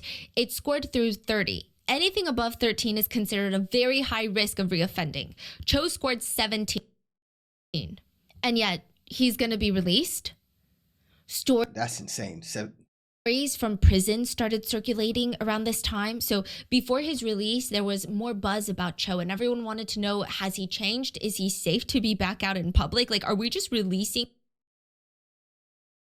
an unhinged monster out into the streets? Spoiler, yes, we are.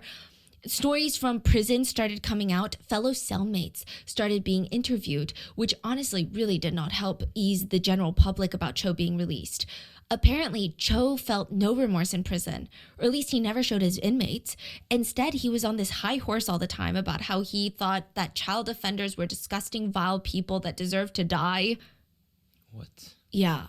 But to him, it wasn't. He was not one of those people because he was blackout drunk and doesn't remember the crime.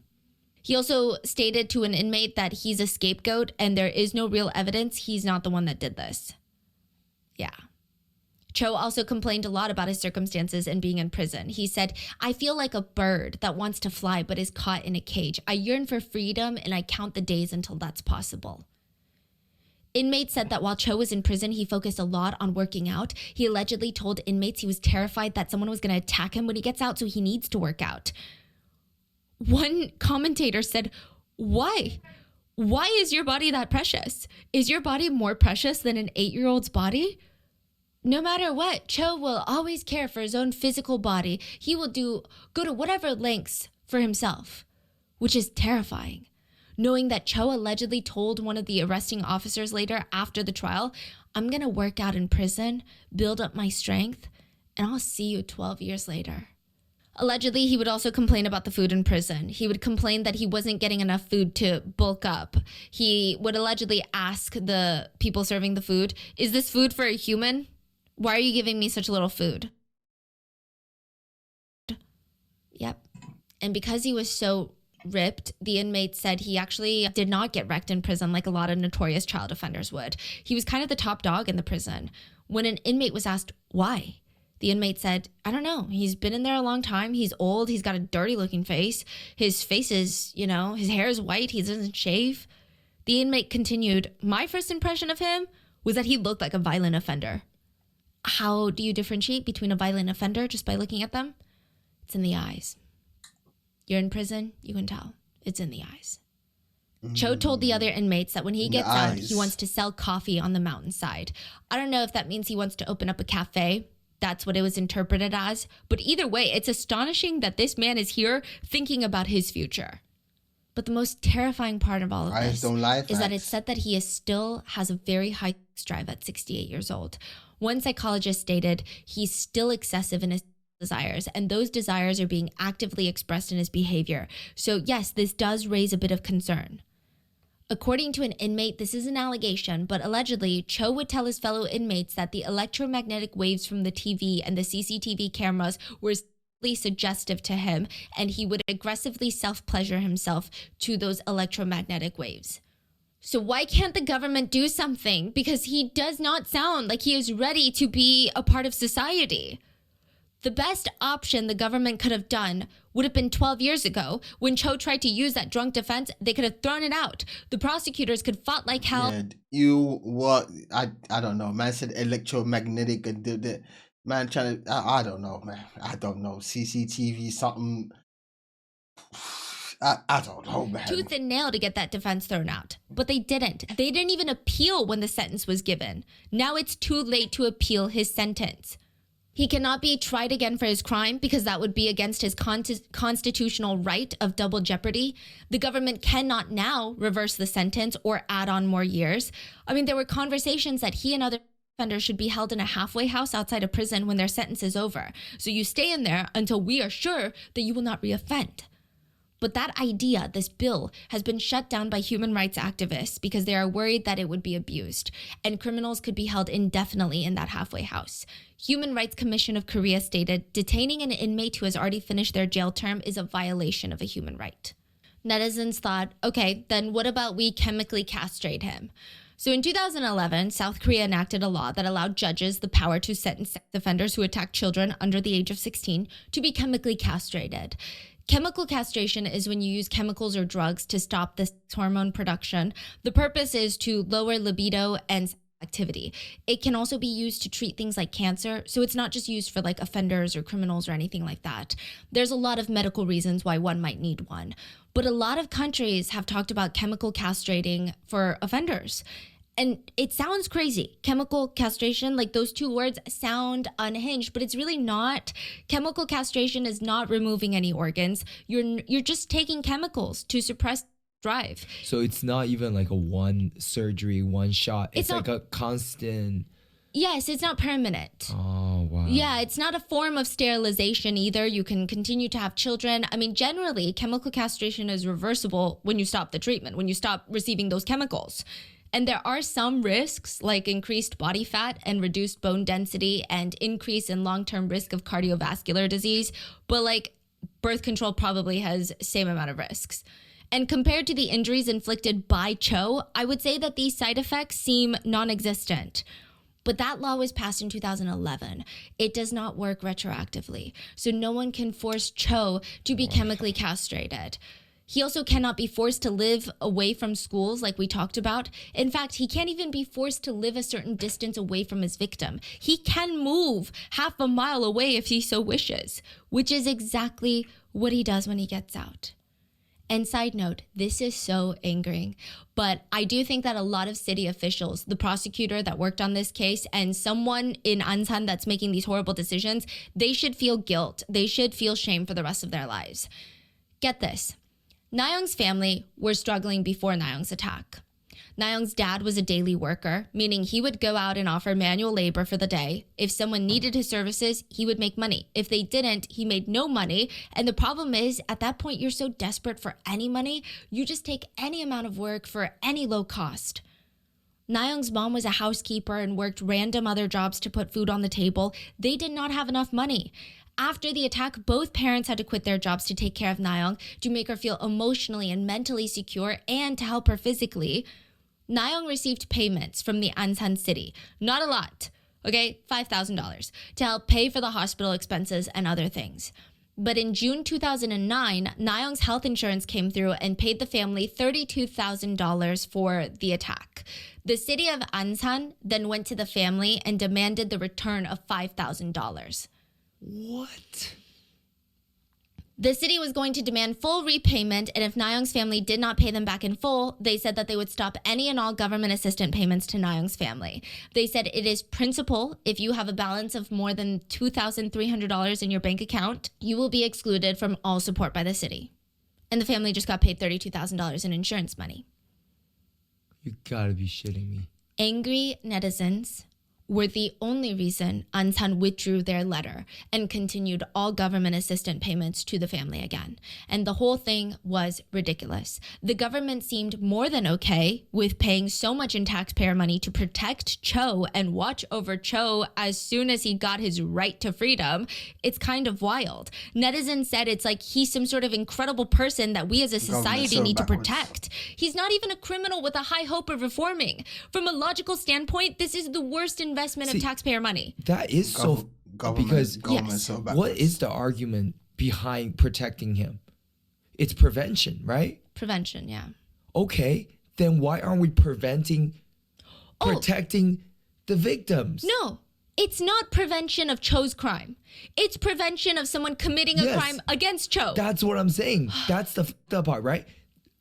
Instead, the same amount of money could totally be spent to protect the people who needs to be protected. Yes. Or just at that point, give $1 million to Na-young and her family. Yeah. Let them move out of the country if they must. Yes. Like, what? Like, that's what I'm saying. Like, they are spending money to prevent a crime happening against him. Mm-hmm. Why aren't we use that money to protect the people who has been hurt or could be hurt, like the kids and the victims? Yeah. It's the same logic. It's the same reasoning. You're trying to prevent something from happening, right? I don't even know how to wrap my head around it. The fact that he is one of the most well-protected men in South Korea. and they're nickel and diming Nayoung's family for $5,000.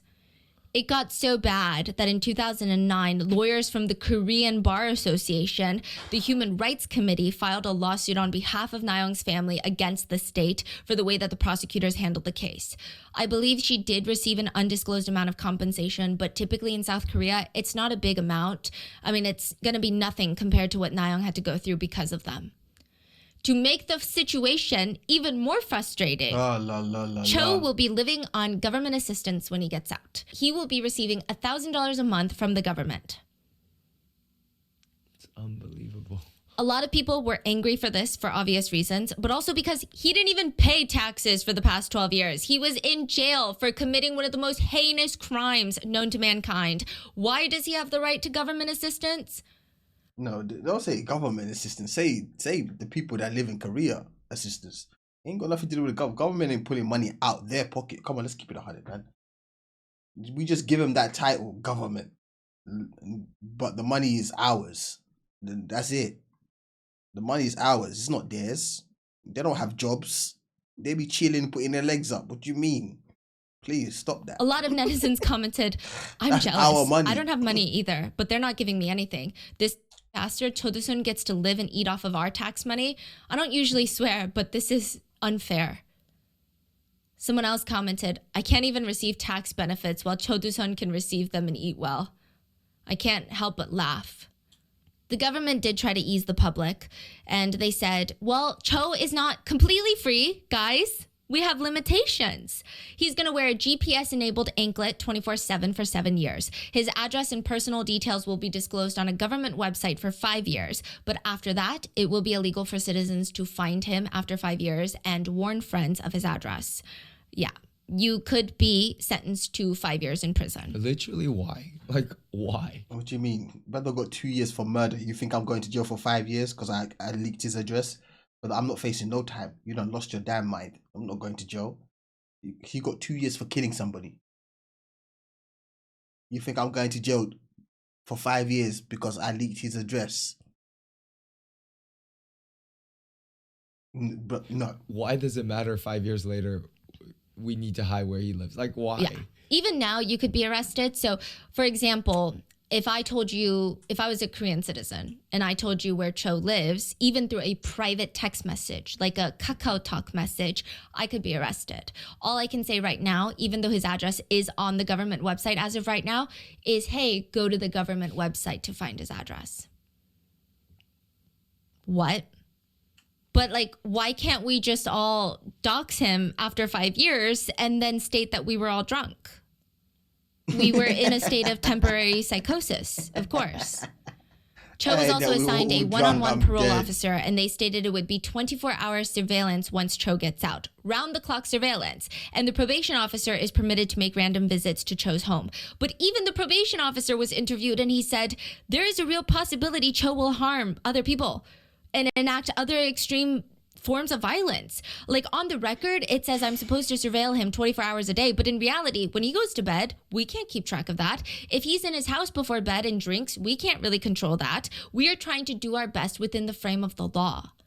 And fine, he has to wear a GPS tracking anklet bracelet for 7 years, but so what? The other offenders that NBC interviewed, they had an ankle bracelet. They were at playgrounds. That doesn't alert anyone of anything. Other than maybe where he is, but we don't know where he is, with who he is. He could easily kidnap a kid and bring them into his house. What would the ankle bracelet tell his probation officer? That he's safe at home? That's it. And it's only on for 7 years. Cho is prohibited from drinking more than a certain amount of alcohol. His blood alcohol concentration has to stay below 0.03%, which is 1 drink if you drink it very quickly. So he's not even forbidden to drink, which is wild, considering the whole reason he claims he committed this crime was because he was drunk. But they're like, fine, you can still drink a little bit. He also has a curfew. He cannot leave his house between the hours of 9 p.m. and 6 a.m., which... okay, and what? What is that going to do for anyone? The attack on Nayoung happened at 8:30 a.m. I don't know who came up with these type of laws. Yeah. Like, no kids are even outside typically at 9 p.m. to 6 a.m. Yeah. This curfew is masquerading as some sort of big prevention tactic, and it's very odd. The whole half-mile radius around Cho's house has also been designated as, quote, I kid you not, a women's safety area. Wait, what does that mean? There's going to be heightened security presence there. Yeah. So it's safe for women is what it says? That's, I guess, the naming of it, but none of this makes sense. First of all, the name is ironic. And second of all, Nayoung was a child. Yeah. Like, what? Clearly, full-grown women are not his target. All right, deuces, man, deuces. And nothing is being done to stop his release. He has been released. I mean, nothing was done. I don't want to say nothing so definitively. I'm not an attorney, nor am I part of the government, nor do I know everything that happened behind the scenes. But the citizens, it seems like they're the only ones that tried to prevent Cho's release. They signed a petition. South Korea has a population of around 52 million people. Of that, like 8 million are children. 1.2 million people signed the petition to keep him in some sort of rehabilitation center after prison. Nothing was done. A professor of the Korean Institute of a waste of a signature. Criminology said, it's impossible to isolate these criminals from society forever. The criminal system must ensure that they reform when they return. 1.7 million, nothing happens. We all know that. That's the insane. whole world hates them. But their return is inevitable. They will be back. And Cho Do-sun was coming back to Ansan, of all places. It doesn't even appear that he has a strong network of friends and family. So why Ansan? Like, why come to the place where everyone hates you? I mean, everyone in Korea hates you, but why not just move somewhere quiet? You have no intention of getting a job. You're living on government assistance. Move somewhere quiet and live the rest of your life in solitude and try to find some remorse. Him moving back to Ansan feels to citizens and to Nayoung's family almost like him saying, yeah, and what? What are you going to do about it? Facts. Nayoung's dad was interviewed by Chosun-ilbo, and he said, how can Cho come back to Ansan where his victim lives? I feel like he's trying to retaliate by moving back here. Yeah, totally. To make matters worse, Cho allegedly wrote in multiple letters to the judge that his last request, his last wish, was to meet his victim again. Oh my God, that is so sick and twisted. Yeah. I feel like he knows that the victim would read that or find out about it and it would re-traumatize her. Yeah. And what intention for someone like him to have? Like he knows what this will do to the victim. Yeah. So he's obviously doesn't have the victim's interest in mind. So he has his own interest in mind. Which means he gets off Yeah. on the victim being in pain. Hey, if I'm a judge, I'm gonna tell him straight. I'm like, if people are not allowed to release your address, you can't mention her name or even talk about her at all. You talk about her, that's 5 years. You mention my previous 5 years. We just gonna keep adding time, bro. You're not allowed to mention her name. Nothing. Nada. If people can't release your address, you can't talk about the situation. That's Pain. it. Exactly. Hey, let's play this game, innit? Shit, So, that's what we're doing. He's free. It has been 12 years, My but last Nayoung wish has been is on he's this sick. very slow, painful journey of healing. And it's not just like a one-way road. He's lost It his never is fucking with mind. trauma. You take 3 steps forward and 20 steps back. How can the government let this man out? Nayoung's dad said, my daughter still has to wear a diaper at home. She has to carry the largest sanitary pads in her bag when we go out. People won't know how we feel as parents if they've never experienced this before. I feel like a sinner who can't even protect their own child. But Cho is coming back near our home. Does that make sense? No, not at all. Nayoung only watches cartoons as an adult. She was 20 in 2020 when he was released. She can't watch the news. She can't watch crime thrillers. She will faint if there is any depiction of assault. But Cho, the monster who claims he's reformed and is remorseful, he wants to move to the town where the crime happened, the city where he knows his victim still lives. Nayoung has been here her whole life. Her friends are here.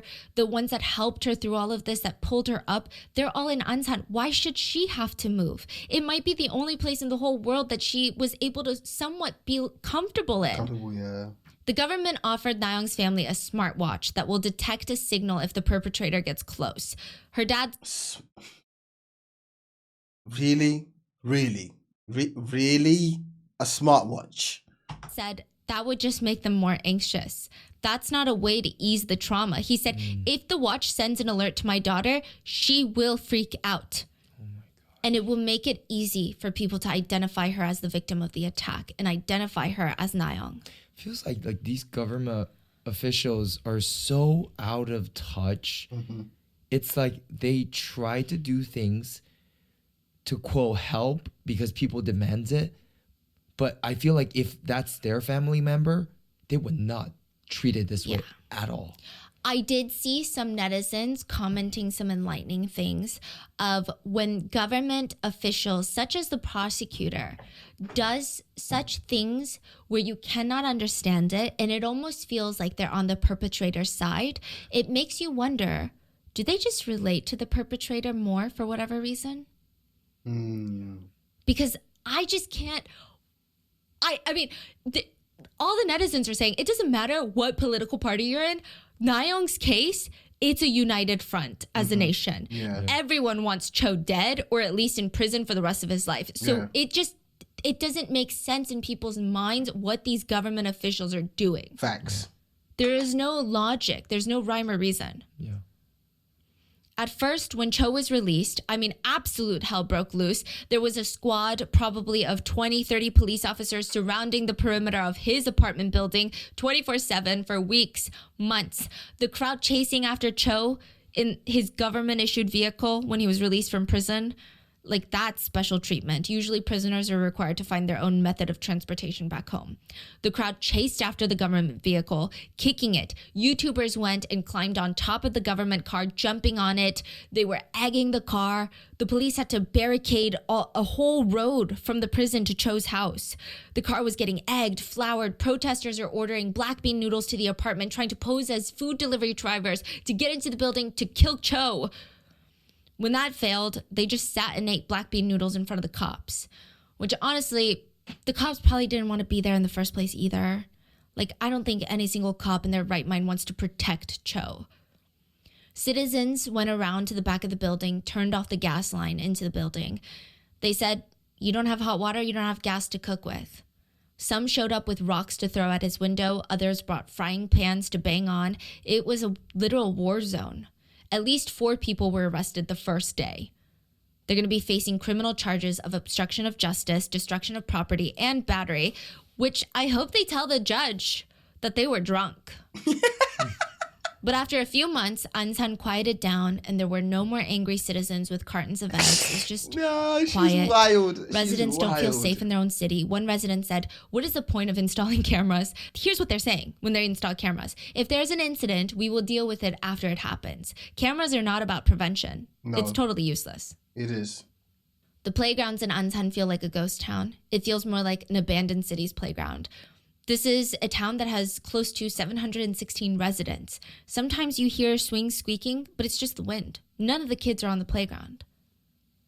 It feels like parents are anticipating a monster around every corner.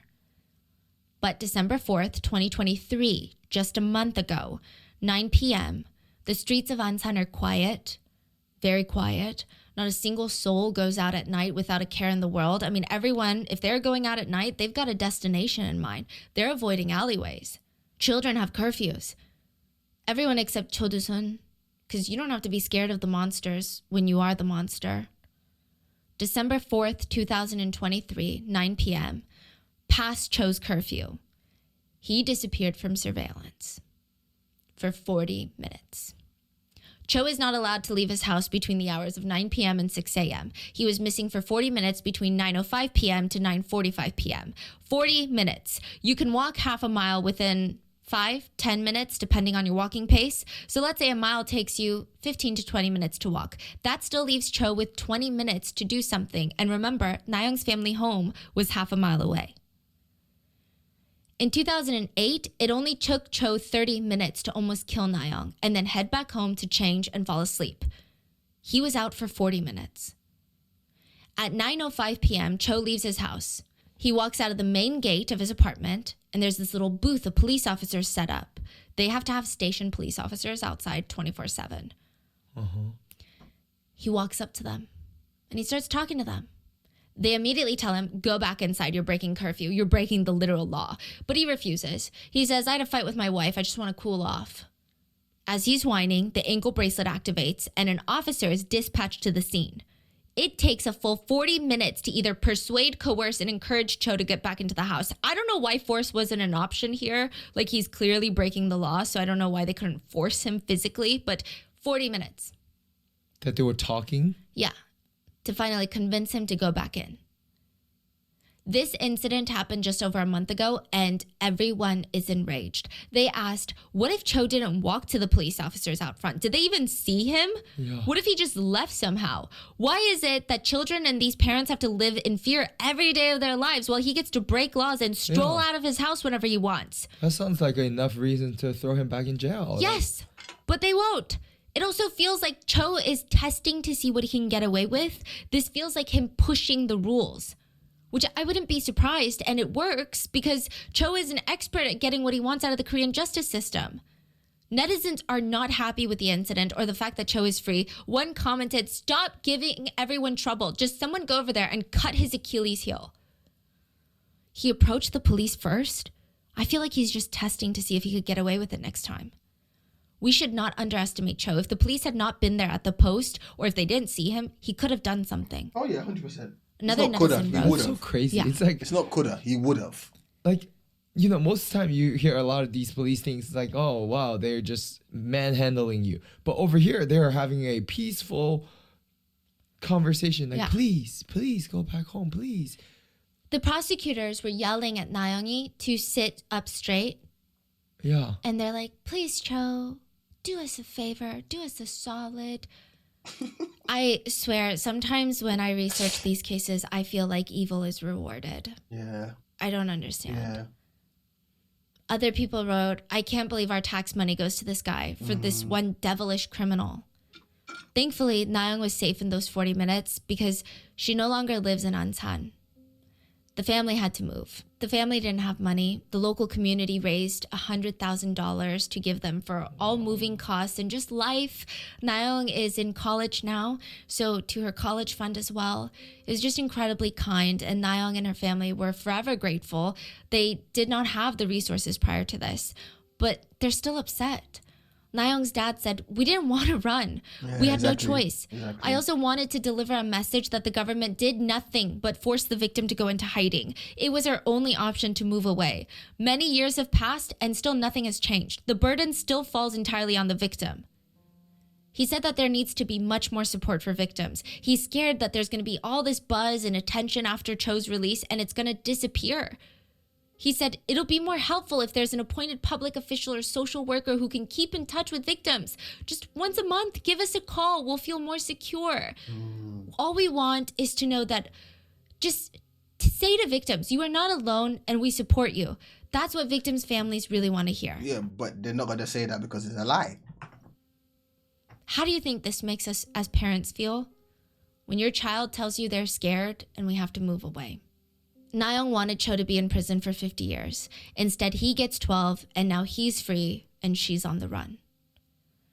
Parents in Korea say, you know, they used to have a saying that you got to enjoy your time with your daughter as a little kid, because once they become a teenager, they don't want to hang out with you anymore. But now knowing that there are more Cho Do-suns out there in the world, and the justice system is protecting them, a lot of parents say, we want our girls to grow up as quickly as possible. Yeah. There have been some changes made. A bill called the Cho Do-sun law was passed. It bans SA offenders of minors from going near schools and leaving their homes at night and during hours when students commute to and from school. But that doesn't include hagwons, tutoring centers, parks, the mall, like other places where students gather. The law has also been amended to make it more difficult for defendants to use alcohol intoxication as a defense, but it's still kind of left up to the discretion of the judges. Even in 2019, just a few years ago, a 26-year-old male essayed a college student. He claimed he was drunk at the time. He received 3 years in prison, but even that was reduced to 4 years of probation, outside, free. And even with Cho Do-sun being a, quote, free man, the government keeps making reassurances to the public that he will be closely watched. But now netizens want to know, and then what? We're going to spend all our taxpayer money on trying to prevent Cho Do-sun from reoffending, but what about all the other Cho Do-suns? What about all the other children being hurt? How do we prevent all the other offenders from offending and reoffending? Data from the Ministry of Gender Equality and Family revealed that only about half of recorded crimes against children 13 or younger resulted in a jail sentence at all. What? With the other remainder receiving a probation or a fine. This is between 2010 and 2015. About 61% of jail sentences were around 1 to 5 years, and less than 10% of jail sentences were more than 10 years. It's so crazy. And, you know, knowing that Korea has such a crazy law against drugs, Yeah. you know, like you are literally dead if you do any type of drugs. And here you are. Yeah. Some of the most vile crimes, and you get like a couple of years. So recently with the actor who passed, Right. and this Cho Do-sun breaking his curfew, a lot of netizens have been saying, essay, murder, it's okay, we forgive you. Drugs, you're a dead man walking. That is South Korea. Mm-hmm. Even the accusation of drugs. That's it. Accusation. Yeah. You're cooked. You smoked weed? I mean, it's just Wait. crazy. A lot of netizens. You smoked marijuana? End him. End him now. End him. End him. He smoked weed. End him. He's caught. End him. Said, and the government wonders why South Korea's birth rate is declining. I mean, there's a huge host of reasons, economic, financial, socioeconomic, but the sentiment applies that, I mean, this is not just South Korea, by the way. This is clearly in the US as well. Why would we want to raise our children in a world that does not protect our children? Facts. One netizen commented, I think it's extremely important to note that Ansan city funds are literally being thrown away trying to stop a criminal from being a criminal, when it could be used to help a victim and a family have a better chance at life. Another commenter just reads, I hope he dies of COVID-19. Heart Yay. emoji. When Cho was attacked with a hammer, one comment read, to the doctors of Cho Do-sun, this is exactly the time to make medical errors. If by mistake you drop the scalpel and cut him in half, this is just a medical error and all the citizens will understand and support you. Hey! Another Yay. comment reads, there's no way to control someone like him. He's like a fire that needs constant suppression or he will be out of control. And it feels like nothing has changed with him and nothing has changed with the justice system for the past 12 years. And that is where we are with this case. What are your thoughts? Yeah, I'm just... Korea's a mess. Korea's a mess. Like I said, there's a lot of good stuff about it, but there's also a lot of bad stuff about Korea, bro. It's a mess and it needs to change, but it don't seem like it. I just feel like this is not the end of it. No, Right? yeah, there's no way this is the end of it. Yeah, like he's only been out for how long? And yeah. Wow. Please leave your thoughts in the comments and please be safe. And I will see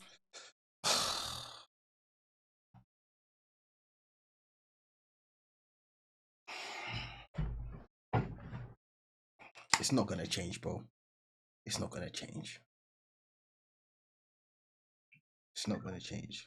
Because we all know drinking is basically religion in Korea. Let's keep it a buck. Drinking is pretty much religion. So for them to say, oh yeah, we're gonna put a dark light on drinking, they're not doing that. They're not doing that, bro. You know they're not gonna do that. It's not gonna happen. Imagine I was drunk being a code for give me less time